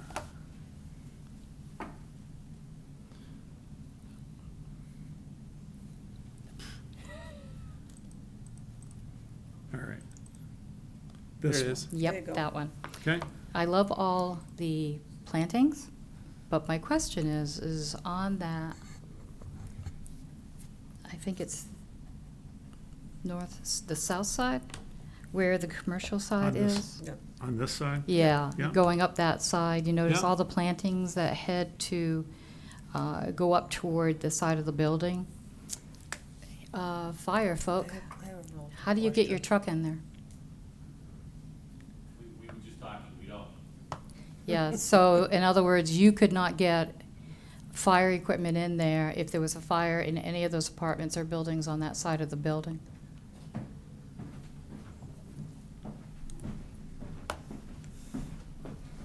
Hi, chief. Mark DeFranco, Fire Chief, 48 Middlesex Road here in Merrimack. Yeah, we were just talking about that, myself and Inspector Wyman. Where you want the nice, cute little courtyard, well, that doesn't work for us. You're talking about this courtyard here? Yep, because we will not be able to have access to those upper floors if we had to make egresses off ladders. We will only be purchasing one 35-foot ground ladder with the new aerial that we bought, because that's the standard that you get with an aerial. So one 35-footer will be the only thing that we will be able to use. Where you have your parking and the distance from where we would be allowed to park with our aerial to shoot our 95-foot aerial truck will not reach that area to do any type of egress work if we had to do that in the case of an emergency. Now, what about the east side, chief, where, they've got those plantings going along the emergency road, access road? Again, visually what I'm seeing, and I don't have the dimensions in front of me, but it also looks like another area that we would not be able to access very easily at all. And then going down that south side of the building? Because you've got remember, you got the commercial building over to the right of the diagram here, but you've got all these plantings in here. Correct, yeah, it looks, again, looking at the diagrams, we probably could, access that southerly side, but the northerly side, yeah, probably would not be Oh, there's- accessible. And again, we did submit some comments, so I'm not sure why. Okay, We submitted those 2 or 3 weeks ago. So, just a question for clarification. I'm not sure this application was complete to begin with. So I'm not sure why we're even talking about it tonight, but that's just my opinion. Maybe you could expand on why it's complete, because we provided tons of comments. We have a letter that we submitted to the board, well, submitted to the staff. You guys got it on May 3rd. I apologize for the delay, but we submitted our stuff in April. So I'm not sure why you guys didn't have that access to information before even meeting tonight, so I'm a little disappointed. So the traffic for information, I mean, that'll all those loops will all get closed. That's why we have several meetings to review things. Yep. So I'm not necessarily worried about the timing on those kinds of things, but yeah, you'll get a chance to look at their review and address their comments and, or address them however you choose and appear before us and argue about them. There is certainly tension between wanting to have a lot of trees screening the side of the building and having access with the fire equipment. And so, Well, put and your there- engineers to the task. Right, we can have discussions with the fire department and address their concerns. I mean, one option would be to provide fire lanes on this side of the building. If that's necessary, we have a fire lane on this side of the building. We can get this resolved. Yeah, that's what I would have understood too. You can work on it. As long as you're on this page, I'm looking at the east side buffering against the residential. This side, No, that's the south side. that's the. The east side, I'm sorry, No. north side. North side. North Yeah, side is the north side, residential. yep. Yep, 10 or 12-foot trees don't give you much of a buffer if you're sitting in that house on the other side of the buffer. I'd like to see you put a fairly significant berm there first. we don't And- really have room for a berm. Oh, I think you do. Not if we need to widen the fire lane, we don't. I mean. I want the- to see something And the only thing I can think of is to do a berm. Now, if it's on the far side of the fire lane, that may work. Well, that grade comes up from the fire lane. I'm very familiar. I've driven down there and I know what it looks like. I want to see a higher berm, and then you can put the arborvitae on top of it. Well, they're That's not. just my preference. Okay, fair enough. We'll take a look at what we can. Thank you. It may be in working it out with the fire department that those trees closest to the building, same trees, but put them in On the other side, on a berm or whatever. Yeah. The issue is that we don't really want to remove trees to plant trees. That's, So, do you have a plan that shows us the existing tree line? the existing tree line is right, it's actually on, it's on the existing conditions plan.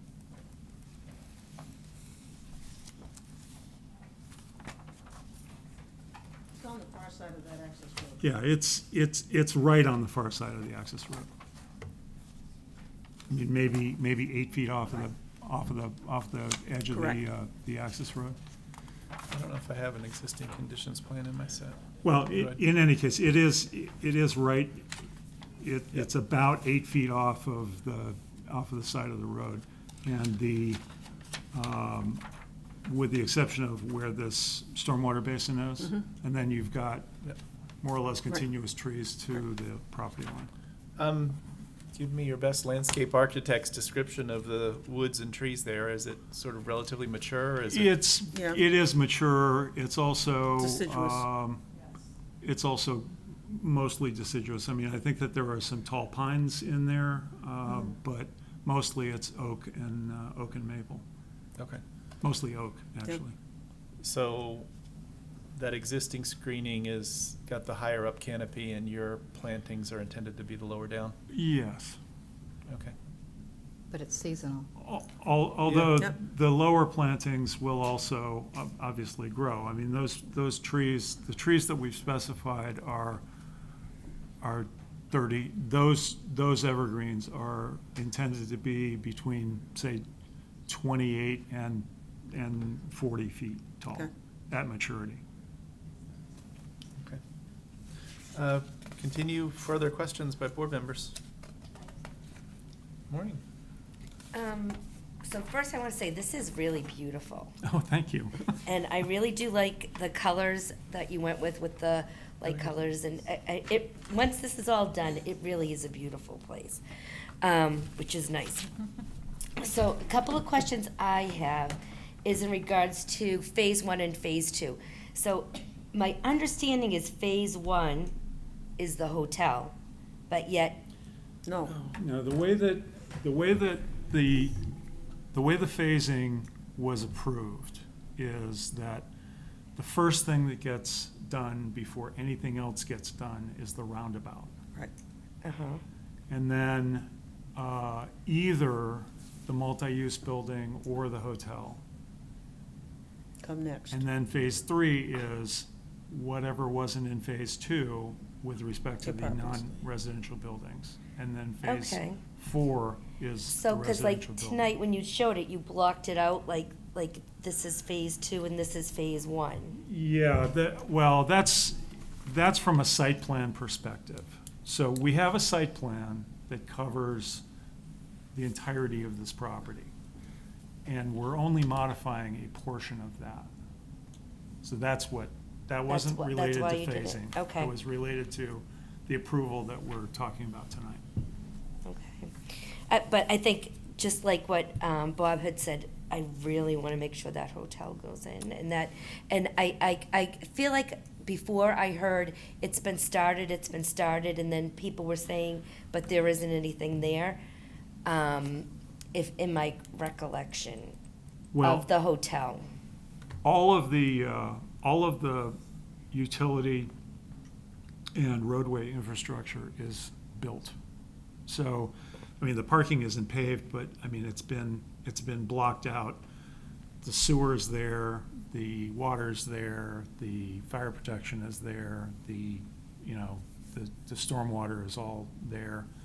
So essentially, for this northerly portion of the site, we're gonna be making some changes. We're not really gonna mess with the water or the sewer, but the stormwater has to be reworked, and obviously the paving is different. So we were able to configure the building so that we could not disturb the infrastructure, the majority of the infrastructure that's in place. And one more really big concern. So I've been talking to a lot of teachers in town who, and I don't have data on this, but just are saying, we're getting all these kids, they're coming from all these apartments in here. And I think the builder was thinking we're gonna have young professionals, but young professionals get couples and they turn into having children and then they can't move out, right? And so what I have noticed already in a lot of the new apartments in town is that the kids are hanging out on these main streets. And to me, it's a pretty scary thing, because I'm all about children. I would highly recommend not going onto Continental Boulevard. People fly down that road, and I would say you really do have, my guess too, and this is again an assumption, is that you're gonna be having little ones. You're gonna be having more elementary school ones and not high schoolers hanging out on that Continental Boulevard. So I would highly suggest not having it there. You know, maybe making a little bus stop out by the top. What I have observed in other places is that the parents all end up driving them out and kind of And hanging waiting to for them. a place, Yeah. right? But I really think the safety of kids, I mean, you just don't want them out Well, on Continental. I hear you, because we want everybody to be safe too, and I drive that road all the time too. So, I mean, I hear what you're saying. There's no perfect solution, I guess, is how I would say it. I mean, and some of it depends on what the school department wants to do with their buses. Because, I mean, in my experience, they really don't want to come on our site. But we can certainly have that discussion with them and see what they want. I mean. So I want to make sure just the options that you're presenting are clear, because you were talking about on Continental Boulevard, a pull-off area for the school bus. Correct. Where they're not, because that was one of the things I've noticed on some of the DW Highway apartments, and there isn't a pull-off, and the buses stop, and the traffic stops on DW Highway because of it. It's not the best design. But what are you thinking in terms of a pull-off area, in terms of what does it look like? Well, in the right design? now, there's a 10-foot plus or minus shoulder. So you could add a little bit of pavement to that and have a place where the bus can get completely off of the road and have a pad, like for lack of a better term, a pad or a sidewalk area. I don't think a shelter is appropriate, but I mean, maybe if Merrimack gets transit at some point in the future, that's a possibility. I mean, I don't hate Don't the hold idea your of a breath. shelter. Don't skip past that one too fast. Well, I mean, shelters are not, you know. They don't use them. They don't. So, I mean, whatever. I mean, we have a 10 by 15 foot, Marcus, what plan is that on? Discussion with the school, I think, will help you resolve that issue. Yeah, I think it will, and I know that the school buses don't go into all the other apartment complexes. They don't go into Gilbert. They don't, and I think they don't want to. Putting a school bus pull off on Continental Boulevard means that they have to be going in the northerly direction to use it, and obviously we're not going to have kids crossing this Continental to Right. catch the bus in the other direction, but. It's Talk just to takes- Rich Desmond. So this He is can the- help you with it. Yeah, where's Alistair when you need him? Right? What? We're not good enough? This is showing some additional pavement on the road, and then an area for kids to congregate off of the roadway. So, I mean, my guess is that parents are going to be with these kids anyway, but, because that's how parents are these days. I But mean, kids can dart. I get that. Talk to Rich Desmond at STA. Yeah, okay. He can be a tremendous help with that. because we want to accommodate whatever we need to do to make this safe and livable for everybody, but, I think between your three choices of bus stop areas, I would say the second one involving the Camp Sargent neighborhood, just cross that one right off the list. We'll just go with option 1 or 3. yeah, but- right. Well, I mean, it is a public road, and, you know, I don't think that would have a terrible consequence for the neighborhood, because I'm sure that the buses go through that neighborhood anyway. Oh, I think that they do, but first, we're then encouraging pedestrian traffic to head in that direction as a matter of daily course. Well, what I would which they can worry do. about is moms or somebody, you know, some parent driving up the emergency access road to pick up their kid or to drop off their kid, in which case they have nowhere to go because there's a gate across it. Yep. And we don't want to encourage vehicular traffic up there, right? And Notwithstanding Ms. that's what's happening in other places. Yeah, Yes. notwithstanding Ms. Christensen's ventures. Well, and that's why I wasn't ready to poo-poo the shelter, because I think that's one of the reasons why moms are going out there, is because their kids can sit in the car and not be out in the snow. Well, yeah, that may be true, Mr. Chairman, but it's also like, you know, helicopter parents and all that. Yeah. It's like, I walk 3 miles to school both ways, you know, uphill both ways. You know, Yeah, kind of thing. barefoot. Did the same. I should not assume that it's moms that have to come sit with their kids either. Sometimes it's dads. Right, Um, exactly. So anyway, understanding more about the bus situation, see if you can get some information from the bus company. If they want to come on the site, then just make sure that you've got turning radiuses and all Yep. that stuff that matter, and some path through there. Maybe they just come as far as the roundabout and turn around and go out from there. And there's a, you know, That could be a the possibility. kids catch the bus at the roundabout. Yeah. At the time of morning, there's probably not a lot of outlet mall traffic. No. And then the afternoon, there could be traffic conflicts, but probably not terrible ones. I would agree with that, yeah. Okay, see what you can find out more information about that piece of it. You got many questions as you like? It's not a question, it's a compliment too. I wanted to say, I really do feel like that you have all listened to the people who have come here, the residents and the board. I do feel like you've made a lot of changes and that you've listened to what I have heard people ask for, so thank you. Well, thank you. Yeah, some of the changes that you've made with not putting any balconies on that side, not putting any lighting on that side, lowering the roof line on the majority of that side of the building, some of the things that you're trying to do with Colors. plantings. The colors. The colors. Actually, Maureen had commented on the appearance of the building, and I think the color style with the different shapes sort of give it a city skyline sort of appearance to it instead of one huge long building. And I don't know that necessarily addresses every comment that we're going to hear, but I do want to appreciate that you guys have been listening and working at it. So, We're trying. other comments by members of the board? Mark? Hi there, just a couple of questions on the podium parking. Yep. That is, you have two entrances, one on the east One on side the and one on the east south. and- yes. That east end of that parking, under the building, that kind of creates a bit of a dead end Yes. situation there. Should there be another access out that side? It's not that far. I mean, you can pull out of a parking area, you know, you can pull out of the parking space and just do a 3-point turn. I mean, even if you're at the end, there's a little bit of space there so that you can do that. And the width between the spaces is sufficient for two-way traffic, or is Yes. this intended to be one-way? Yep.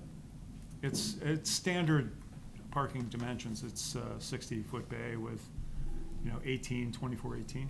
And it's completely enclosed, so it's not open air, so it has to have Correct. ventilation and fire protection? There may be, you have Yeah, like so we louvers have- and stuff like that. We have open air, but we would have to do the full calculation to make sure that, you know, we might have to have assisted ventilation because of those end commercial space and the amenity space not providing the full. But once we bring a mechanical engineer on board, we can vet that out. Okay. And then with respect to the commercial building, the small one to the east, you have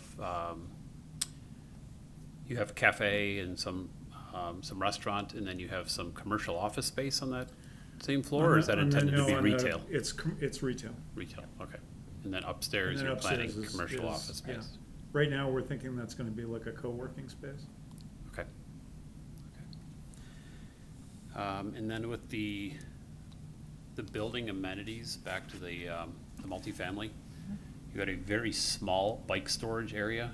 Do you know a capacity for that, and is it appropriate for the entire building? Is it a one-for-one? What is the capacity of the bike storage? It wouldn't be a one-for-one. I didn't do the calculation per se, but I can get that and put that in there. Okay. There's also a fair amount of resident storage at the upper levels that can accommodate bikes and hanging on walls, cages, and so forth. That looked a little slight to me for the size of that building. Yeah, for this, at this level, yeah. Okay, and then on the other amenity space, I guess is to the south there, you mentioned there might be some office management in there, or is there any fitness or anything like that associated with it? For the amenities of the building, yeah, that would be determined by ownership. Usually we see fitness, there's a dog walking, so we potentially see a pet spa, leasing offices, lounge spaces. Sometimes ownership likes to see work pods for meetings and so forth. Essentially, it's, larger, smaller spaces to accommodate birthday parties and football games and that sort of thing. Okay, and then the comment came up earlier about locations of handicap parking spaces. We can deal with that. Yep. Have you considered or done anything related to universal design in your Yes, proposal? we follow Universal as well as ANSI and ADA. So it'd be Universal is part of the ANSI and ADA code. So 2% of the units will be a type A, not fully accessible but adaptable, and then the rest of the units are all type B, which are one step down from type A, and those would be adaptable. Are you considering universal design elements out onto the site as well? Yes, we would have to, yes, have to. yeah, Okay. absolutely. And then any other environmental type construction, any LEED certification, anything like that for multifamily At that you're this considering? point, that hasn't been talked about. Yeah, I mean, LEED is something, frankly, that is, it's all good ideas, but paying for the certification is, in my experience, not worth it. So, we can follow LEED So it standards. could be designed to LEED Yeah, standards, right. but you won't necessarily get the Right, plaque. Right. Is that the I mean, intent? pay them $65,000, it Yeah, doesn't really understood. make a lot Is of sense. that the intent, though, to design to green standards? We always design to the code. If the ownership wants to go above and beyond, we are more than happy to, accommodate more insulation, better lighting, so forth, yeah. Okay.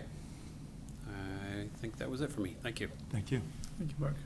Other comments or questions by members of the board? Okay, let's open up for abutters and citizens who wish to weigh in. Thank you guys for letting them have the table as they take turns.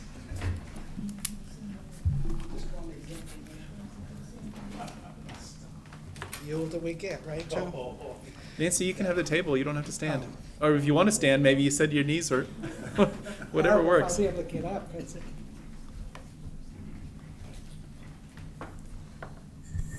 Nancy Harrington, 11 Spruce Street. Okay, 3 issues. Number 1, in terms of the bus stop, be careful that triangle of land to the left side is owned by the town. It's not owned, but do you know what I'm talking about? Yeah. Okay, so you gotta be careful with that. Number 2, and you can check, I'm almost positive, check on these 2 things. During the last meeting, I believe it was made clear that the hotel, restaurant, and Rotary had to be complete prior to the starting of the residences. I believe it actually said CO. Okay, you can check the minutes. I'm almost 99% accurate. The other thing I'm almost accurate about is that presented that it was 3 stories total, not a 3-story step down in the back. Okay? I think the original design before us last time was actually 4 stories. This But is the then, first time that during we've the ever last seen. meeting, and again, double check, I believe you said 3 stories Let's check and see, but it is what it is. We can check. total. 3 stories in the back, 3 stories over parking. It's always been. Okay, then I can be corrected. All right. But I believe it were 3 stories. Now, if I understand correctly, would the 4-story section be equal to what the slate is now? Yes. Okay, so it's really more than 4 stories because the garage comes up. It's over parking. Yeah, Correct. Hang on, guys. So Gordon, it's I appreciate almost- the answers, but let's, So it's Let- almost 5 stories. let me just have the public comment Okay, first. We'll all right. get your responses Then- after. I don't want to then have a you'll back and have your forth with turn. you guys. Okay, so in reality, it is in fact 5 stories high because you have the parking that comes up and you have the 4 stories on top of that. On the Yeah, wings. that's right. Yeah, In terms of appearance, it's 5 yeah, stories. Nancy's right. Even though it's only 4 stories Right. for residences. The same thing's gonna hold true for this on those sections. Now, I really wanna be able to double check. I don't ever remember hearing 3-story step down. I believe it was all 3-story. And the reason it probably is that the previous plans did not have retail and did not have that office section or whatever you wanna call it. So perhaps you went to the 4 stories to accommodate the use of that. We'll Because check that and see what the wasn't- minutes, my Okay. memory is different than yours, but that's why we have Okay. minutes and recordings, so we'll just check. Exactly, exactly. But the other thing I'm pretty sure about. And those are the other comments. And I do believe with Lynn, a berm can be done. Now, might you have to take some trees down?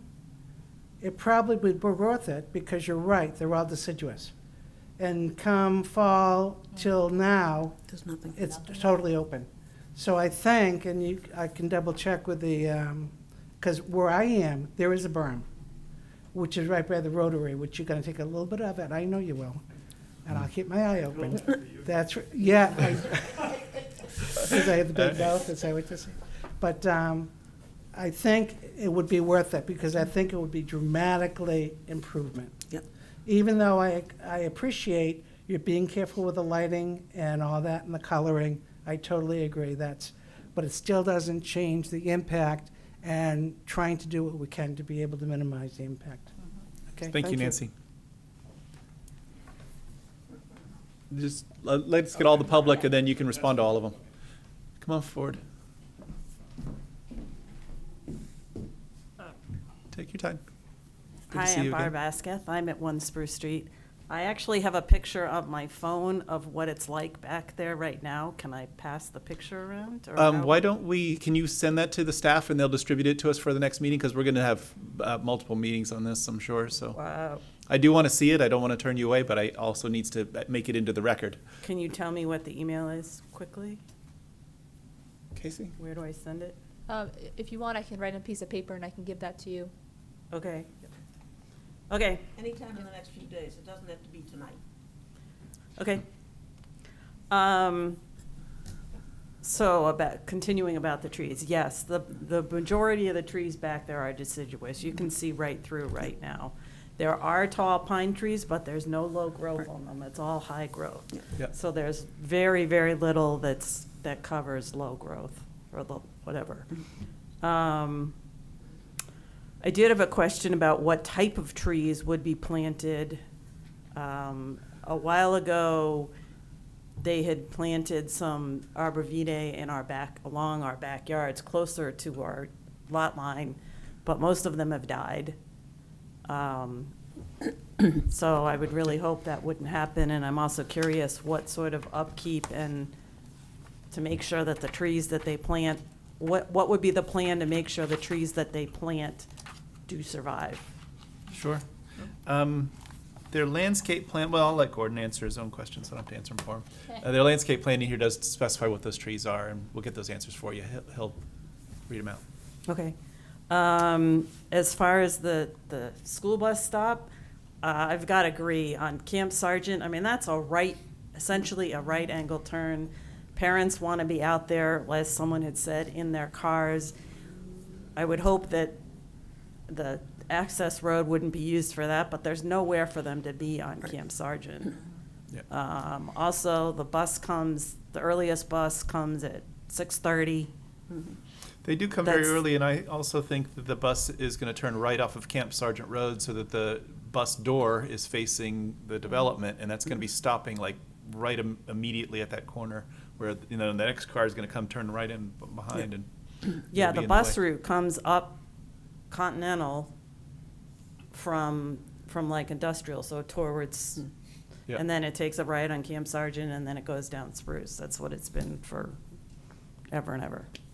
Thank you for that. So I'd be curious to know what the hours would be for this restaurant patio, and if they can be limited to 10 PM or something. I'm concerned about the noise from that. I do appreciate greatly not having the balconies on the side facing us, but I have a question about the Juliet rails. That would imply to me that there are windows as large as a balcony window, which is going to be huge blocks of light up high, shining towards us.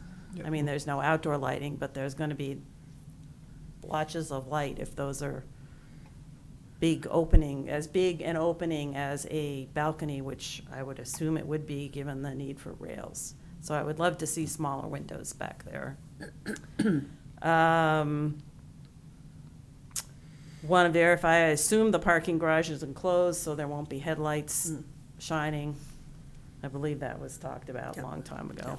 Yeah, I think as they talked about it earlier, there's some open spaces to let air flow, but it's high. controlling the light, so that's what you need. Yeah.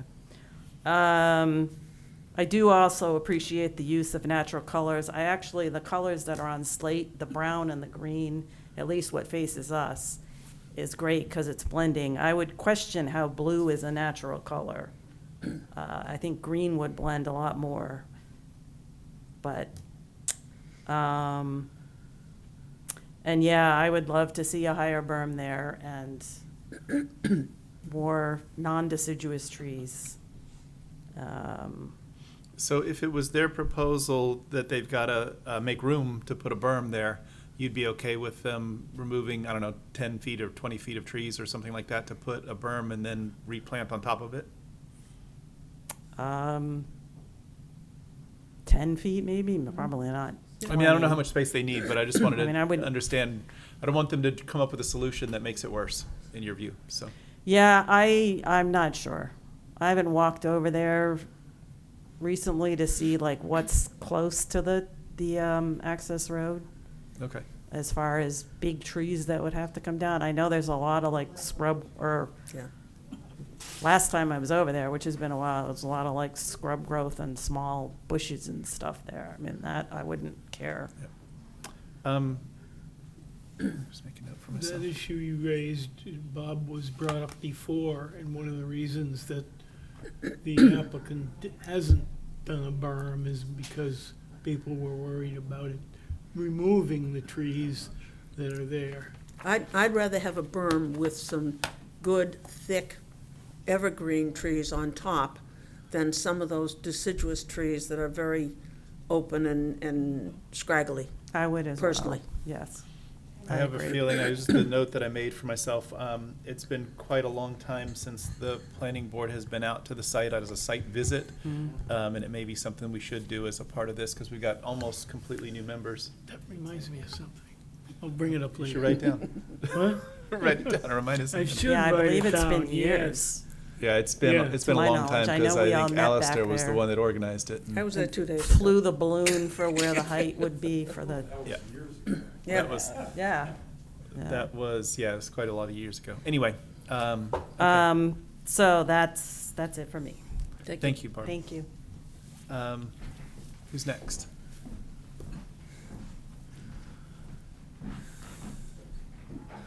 Good to see you again, Beth. Thank you. My name's Beth Burns. I live at 5 Spruce Street. As I've stated in the past, and I've tried to, not contradict myself, I'm trying to be fair about things from a business perspective and as a resident. I've thanked Gordon and, and Tom and others for, leaving our buffer alone, keeping the emergency exit where it is. And I appreciate the change in the second apartment, but what was stated at our other meetings was it'll now be 3 stories. No one ever said it was going to be 3 stories here and 4 here at that meeting. We'll check the So, notes and see. like, as Nancy just noted, 5 store is what it's really going to be, and I know it's not going to be on the buffer side, or my side is going to be the 3 stories, but then what's in front of it, that's still very high and going to be very noticeable from our home, from our side. Because as anybody can see driving by, that's literally a New York City size apartment building there right now. It's beyond huge. And it stands out, like a sore thumb. So even having another apartment building with part of it being smaller, which I appreciate, okay? Don't get me wrong, I do appreciate that. But it doesn't change the fact that the front part of it facing the other building is going to be extremely high. And it is going to stand out nevertheless. So I don't agree with that. In all honesty, it should be the whole entire apartment building, in my opinion, should be an even level and small compared to how close it is to us. And, it's honestly, like I said, I still feel like it's still, to some degree, it's like having a White House meeting in the town of Merrimack and it's Republicans versus Democrats. And we're still not coming to enough of a happy medium together on the things we should be coming to a happy medium on. And some of these points have been made tonight. Like Barbara noted the handicap situation and some other things. There's things that, from a business perspective and us as a town, that should spend the time to really think about and fix and meet each other halfway on. Because this isn't all about business. This isn't all about your millions of dollars that you're making off of these buildings, okay? We're people. We're human beings. These are our homes. Merrimack was not designed to become a city, and that's what it's going to feel like behind us. And I can't put into words how frustrating that is for me, okay? I'm not trying to sound like a charity case. I'm trying to sound like a resident that respects her home, and I've had to bust my ass for it. And I just still don't see how 20 acres of property can fit buildings this size with the parking that's necessary, the population of people that are going to come, the noise, the trash, the space, the rotary still being an issue. And I'll give you another example, and it may not be a full comparison to what I'm trying to say, but there's a point. If anybody's been to Starbucks up there, okay, I've gone to Starbucks, okay, get my cup of joe sometimes before work. And you pull into Starbucks, you go through the drive-through. You go through you pay, you have to go all the way around Starbucks, all the way around the parking lot again to leave. You have to go in and out the way you came in. There's no other way. So that's a perfect example right there, was that in reality, that was not the spot to put that, because of the way you go in and the only way you can go out. And it's gonna be the same problem when you want a 2-story building there. You want a hotel, which we don't need any more hotels in the town of Merrimack. Yes, we do. Well, they can go someplace else. We're right near Nashua. I mean, I just don't see. I think it's common sense. I just don't see how there's space for this many things there. I really don't. As for the bus stop, I understand the points on that. And it's something, the children's safety, of course, I'm a mother, I respect the children's safety. And I hope that works out for the school district and the parents to make it easy for them, because I know some of them have to quickly see the kids off and get to work. I've been there, done that. So I know where they're coming from. But I would really appreciate it, though, and I do appreciate what Aubrey said about the more earth tone colors of the apartment building. I would really like that for the buildings to be more earth tone. And blue is not earth tone. Blue stands out like a sore thumb, so I would love it if it was more of a brown or a mossy green. I think those colors would look better for the area we're putting it, so I'd appreciate that. But again, don't see how the second apartment building being that high on that end. I appreciate, I mean, it's better it be on that end than on the buffer side. I appreciate that, but it's still gonna be very high. So I would like that to be corrected. And I do appreciate, as I stated many, many times, the hundreds of meetings we've had, I appreciate the buffer not being touched. I would like more, arborvitae's, the reason why they've died where they were planted is because they're not a shade tree. They have to have sun. So where they were planted between our fences, our backyards, and the buffer area, it's too shady for them, and that's one reason they've died, because it's just too shady. They're not a shade tree at all. I don't really want someone to come along and take down a bunch of trees on the buffer behind my house and plant others that take 15, 20, 30, 40 years to grow. So if you want to plant anything else there, I would appreciate, weeds, literally weeds being taken down, not trees, in that small area, and something that's going to grow quick, and that's the area it's meant to be, because it's a waste of time to take stuff down, plant, and then they die, or it takes 20, 30, 40 years to grow and provide us that extra privacy. So I just wanted to note that. Okay? Thank you. Thank you. Are there others that wish to comment and weigh in? Okay, so it's my intention that we would have a public hearing opportunity at the future nights where we're having meetings as well, so it's not your last chance. We'll close the public hearing for now, and Gordon, invite you, and Aubrey, come on back up and address as best you can some of those, and some of those may be ones that you think can take home and think about a little bit. Yeah, the berm on the north side, we can take a look and see, I mean, because I haven't walked that side of that site for ages either, so, with an eye toward, geez, what can we do in terms of if we did remove trees, which ones would they be, and how would all that work? So we can take a look at that and see if there is an opportunity to build a berm. Just so you know, I mean, berms shouldn't be more than probably 3-to-1 slope. Mhm. So in order to get something 6 feet high, you'd need to do 10 feet, 18 feet of run. 20 feet. 20 feet. Yeah. Yeah. So, because you gotta come back down. I mean, there may be an opportunity to do something tricky if we have some rock to do, maybe tighten it up on the backside.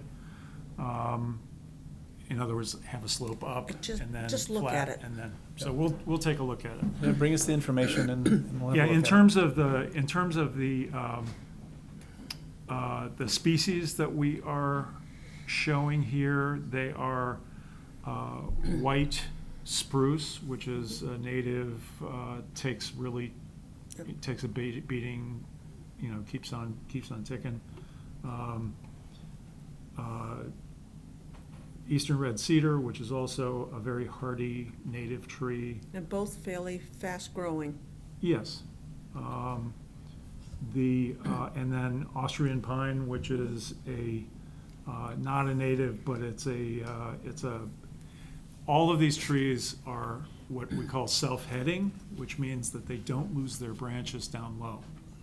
So they get tall and they don't lose their branches down low. That's the problem with using white pines, for example, for screening, because as they get older, they lose all their limbs down low, and then you just got these lollipops with see-through.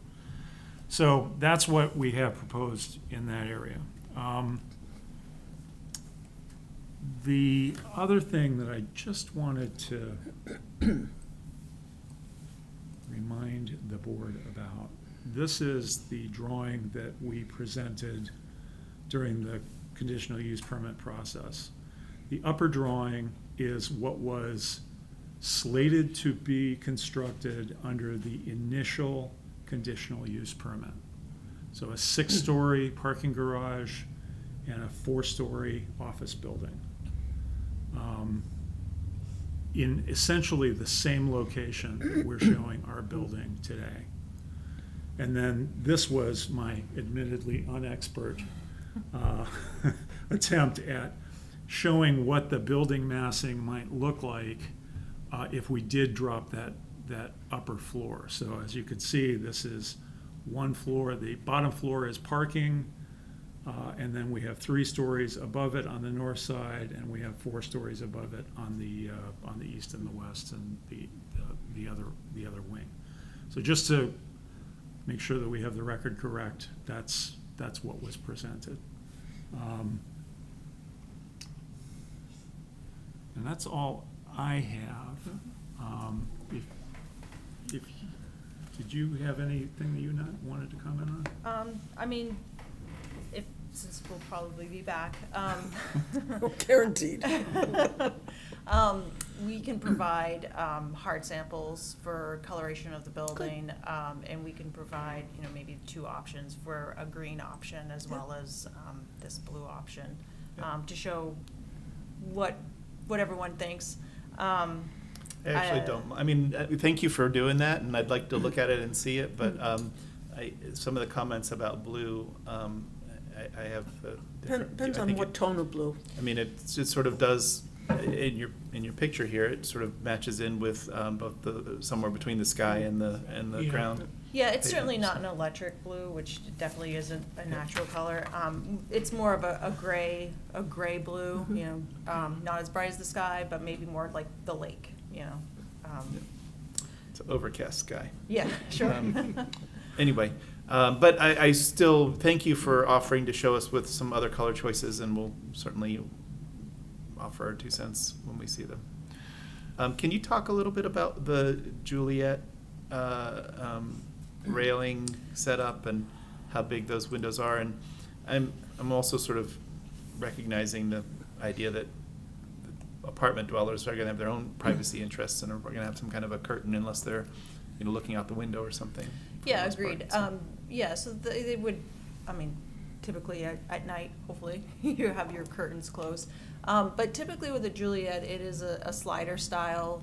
What you would typically see on a patio door, a sliding door. Those can be skinny, those can be smaller. We can talk to ownership and talk about replacing with windows without Juliets. But the Juliet rail is definitely because it is a sliding door, so to speak, that's for fall protection.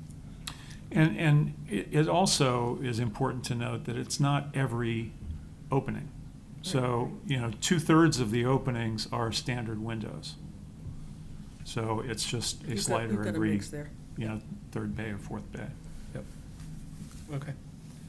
Thank you for the additional information about that.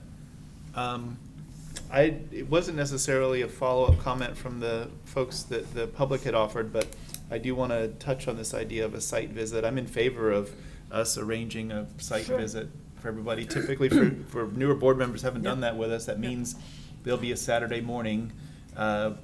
We usually try to knock it out of the way earlier, so sometimes 8, maybe 9 o'clock, and they're there with us, and we walk around the site and have a look at the things with our own eyes. But it is not a meeting. It is not a meeting, although, and that's why we don't have discussions substantively about what's going on, but the public can come with us on our site walk. And to the extent that there is any discussion, we keep a set of minutes in a sign-in sheet. It usually takes about an hour, and we don't sort of mandate that people go, so a lot of times some members aren't able to make it that particular Saturday or something like that. And then we would do that between meetings, deliberately make sure that we could get it in before we met next, so that we had that information available to us. Yeah, I think that's it for what a site visit's all about and how we do it. I don't know what the upcoming Saturdays are for people. We tend to not try to schedule it live here at the meeting because there's too many dates and calendars to try to coordinate, but somewhere probably a couple of weeks from now on a Saturday morning, we would end up wanting to arrange it. As to other opportunities to see sites, as planning board members, you can go to public places and have a look at what you want to see from a public place. But as to this or any other project, you don't go onto private property without it being an official planning board arranged site visit. But public places or driving by on the street or whatever is always appropriate, if you choose to. Gordon, what do you think is a Saturday morning that you want to? Not Memorial Day weekend. Noted. So, that would mean, let me just get a calendar in front of me. So today is the 7th. Today's the 7th, so we're not doing it this weekend. We could do the 18th. 25th is Memorial Day. Memorial Day weekend, or we could do it the first of June. I mean, I honestly think the 1st of June is probably best. Say that again, Gordon. I think the 1st? 1st of June is probably 1st of best. June, yeah. And, I had another question. I mean, I noticed in the staff memo that one of the conditions of approval would be for the applicant to submit all state permits. I mean, I thought we have an AOT permit for this project. It needs to be amended. We haven't applied for that amendment quite yet. I don't know what their timing is like, but it occurs to me that we probably won't have that in hand by the 4th. So you have a year after our approval, if we approve you, to get that. Okay, so it's not something, it's not a precedent? No. Okay, all right. Then that's fine. Hopefully we can get staff comments back from the other departments and coordinate that. I mean, I would think that the 4th is something we could do. To come back on June 4th? Yeah. It's fine. I mean, it's up to you guys, but that was staff's recommendation. So I want to make sure that our number of meetings are as productive as they can be, and if we get all the things done that we need to get done between the June 4th, it's fine with me. And maybe there's still a loose thread or two that has us continue again after Yeah. June 4th. But Yep. sometimes we've gotten to where we've had 5 or 6 meetings on a thing, and maybe those aren't always the best. Yeah, I think it was 28 that we had on the outlets. That was him. I wasn't even here. His responsibility for that. I was not. So, yeah, no, I agree. I mean, we should keep this moving, and we'll do our part in terms of coordinating with the various departments and the people that we need to talk to, and we'll see if we can get this all resolved. My very, very first meeting as a planning board member, as an alternate off in the corner of the old courtroom, was the final vote on the outlet mall itself. I knew nothing about what was going on. I just watched Nelson and Pete and all the other folks just deal with it. Frankly, Yeah, we John were all kind Segedy. of shell-shocked, too. Missed a lot of fun. Yeah, no doubt. If you had 28 meetings, you said? Good It grief. was, I counted, that was 28 public hearings, yeah. Wow. Okay. Okay, so let's, do you need any more information from us before we continue to June 4th? I don't think so. Do you need anything? June 1st, isn't it? June 1st Well, we're gonna is do the potential for a site walk visit. June, First. we're gonna shoot for June 1st for the site walk? Yeah, let's not check calendars. Put it down for June 1st, and those that Okay. can make it, and if not, Recycling that money. I'm gonna be doing something else anyway, so we'll figure it out. But either way, we'll plenty of time to come see it. Hang on one second. Beth? Sorry, Robert, could we take into account, I know it's, getting more into spring now, and the trees and everything are kind of blooming more, but when you do your walk, could you guys nevertheless just still look at the buffer and look at, our homes on Spruce Street, so you get a feel for how open it is overall? And Yep. kind of, envision how it is when those trees are more bare and not as bloomed in, late fall and winter, and how open it is in certain sections, just to get a better feel for what we're talking about on our buffer and Thank what we you. want to So protect on it, let and me- keep, and what we would like to make better. Let me repeat your comment by a microphone just so the minutes can catch it. But your comment is that you hope that when we do our site visit that we take into account what it would look like without trees and from your neighborhood area. Right, what it looks like now, I mean, I know that it's, spring, so everything's starting to kind of bloom more and look a little more private, so to speak. Yeah, understood. And kind of compare it to how it is though in the fall and winter, along, as well as now, so they get a better, clear view on what our view is like 12 months a year. Thank you for our that. buffer, and just so they can see what we need to keep the same and what needs to change. Got it. Thank you. Thank you for the suggestion. It's a good suggestion, and we'll also have the benefit of Barb's photo. And a spring, fall, and a winter picture. Oh, yeah, we've taken Send them all. trust us. Send them all. Okay. Is there a motion from the board to continue to, well, set a site walk for June 1st and continue to June 4th? I also move. Second. Motion and a second for those two actions. All in favor, say aye. Aye. Any opposed? Any abstaining? 7-0-0. So we'll see you in a couple of weeks. Thanks very much. No. For the record, the Celts are up by 20. Excellent. How about the All Cubs? right. I don't know about the Cubs. I don't. Bruins aren't playing, it doesn't matter. All right. Agenda here. Before you go there, I wanted to back up to the first item we talked about tonight, and you Okay. reminded me of it when we started talking here, was that in the procedures for the planning board, there's no mention of off-site Site walks. Site walks, and there should be some language in there to say how we do them, the chairman calls Okay. them, and so on. So that's another amendment to that procedures for the planning board. And it was in my notes, and I went right by it when we were talking the first time. Okay. So since we've adopted what was put before us, we will just have to do an amendment to that at another meeting. And Casey, you don't understand Nelson's comment? We just need to have some kind of a procedure around doing site visits? Yeah, I can workshop something to address that concern.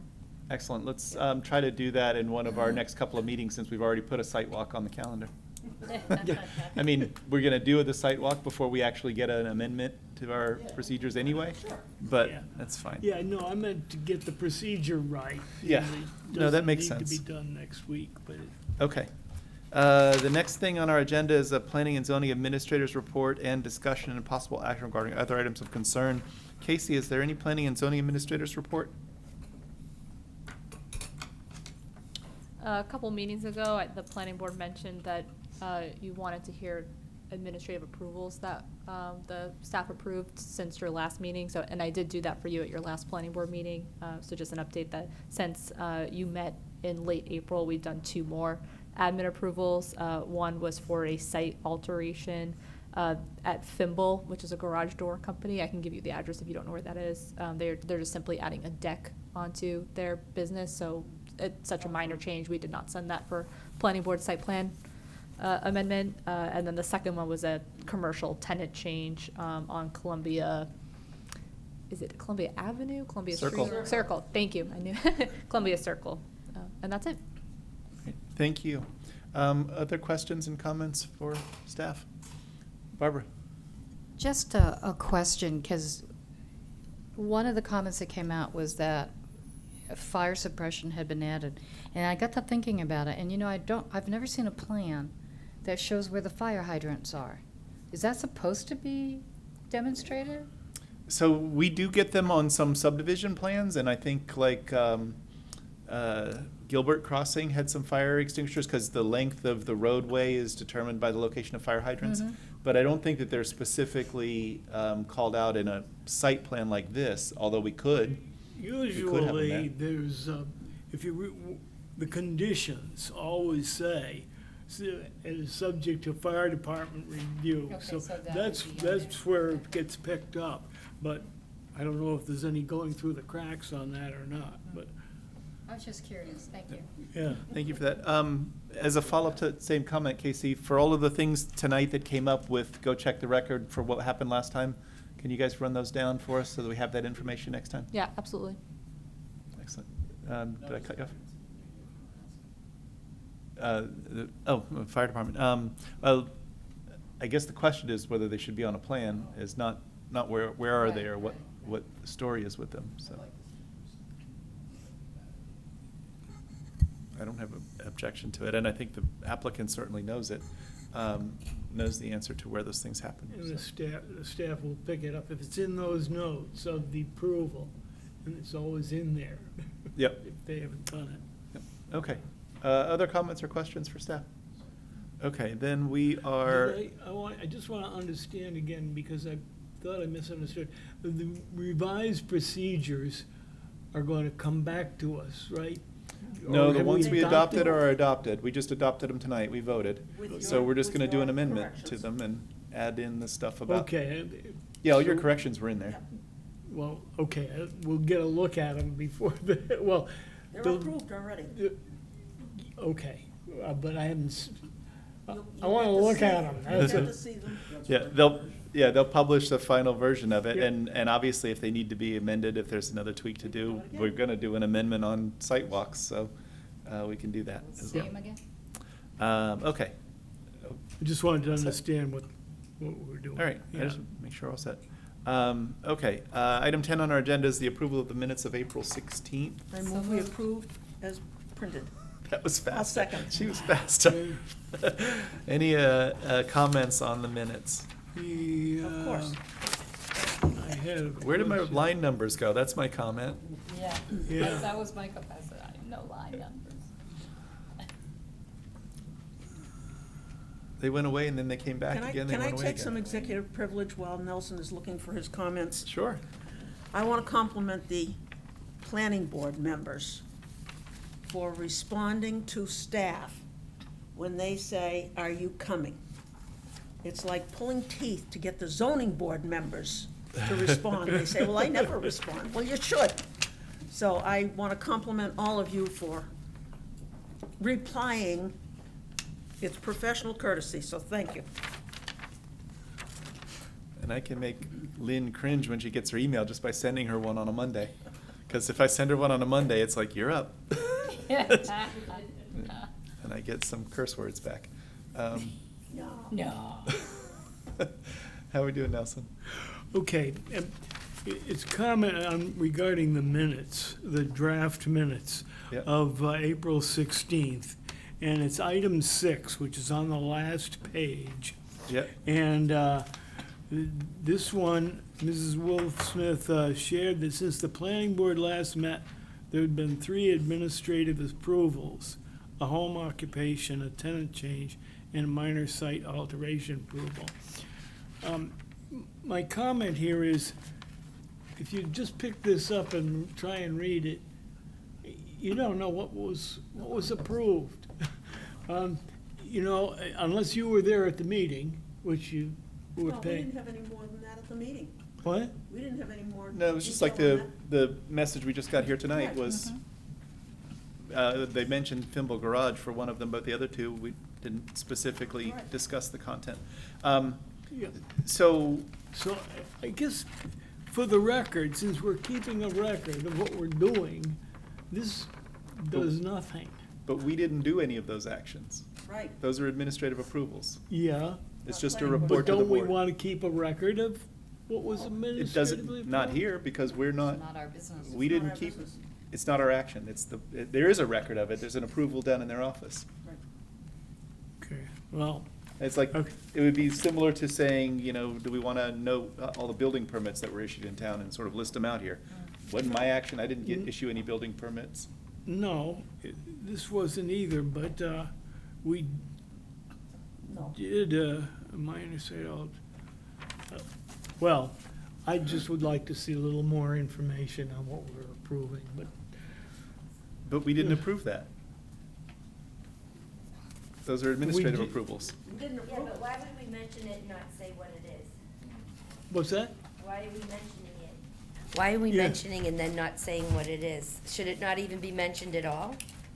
No, we've asked the staff to give us, to make that report to us. We wanted that information. So That's why then have should it. we tie it to what it is? I see what you're saying, Yeah, Would you rather Nelson, just note like staff memo of what it staff is. approvals? So it's clear that that was just staff approvals, but, Well, that's what it says. okay, Ms. shares that since the planning board last met, there have been 3 administrative approvals. that makes sense. One for this, one for that, one for this. Yes. Yeah. I like it. It just doesn't tell us the address of, or what the tenant change was for at the Or what the- particular building, or yeah. or what the site alteration is. However, if you start to put in those details and somebody didn't describe it right, and it's a little different than whatever's in their file, you just create some sense where somebody's gonna say, oh, when that was approved by the planning board, here's the minutes where it says so, and that isn't what happened, and we never approved it, so. Well, Um, whatever. I don't think this we should is. say what we're doing, but I get it, and I Yeah. think that to the extent that we're taking action, we would, obviously include that in here. But, if we start to create something that looks like the official record of those approvals, that's not what this is. This isn't a record of our approval, because we didn't make those approvals. If we start to put in, X, Y, and Z added a drive-through lane, and X, Y, and Z added, a handicap parking space, and X, Y, and Z added a deck on the back of their business, and then we vote and approve it, then people are gonna look at that as saying, here's where the planning board voted on those Because we approved things. the minutes where it's mentioned. Yeah. yeah. So anyway, Anyway, I okay. I don't, On the table. I don't have any opposition to having the information come to the board, Yeah. but that's all it is an informational report. It's not a record of any action by us. Were there any other changes Okay. to the minutes that you thought we should make? Or is No, it just that was the only thing. Yeah, that was Okay. the only thing I had. Then, So all I'll in, make a motion to approve. And already did. Barbara did that. Lynn Okay. seconded it. All done. All in favor, say aye. Aye. Any opposed? Any abstained? 700 for that. Motion to adjourn. So moved. Is there a second? Second. All in favor, say aye. Aye. Any opposed? Any abstaining? 700. We are adjourned. Gentlemen, thank you guys for coming. I do appreciate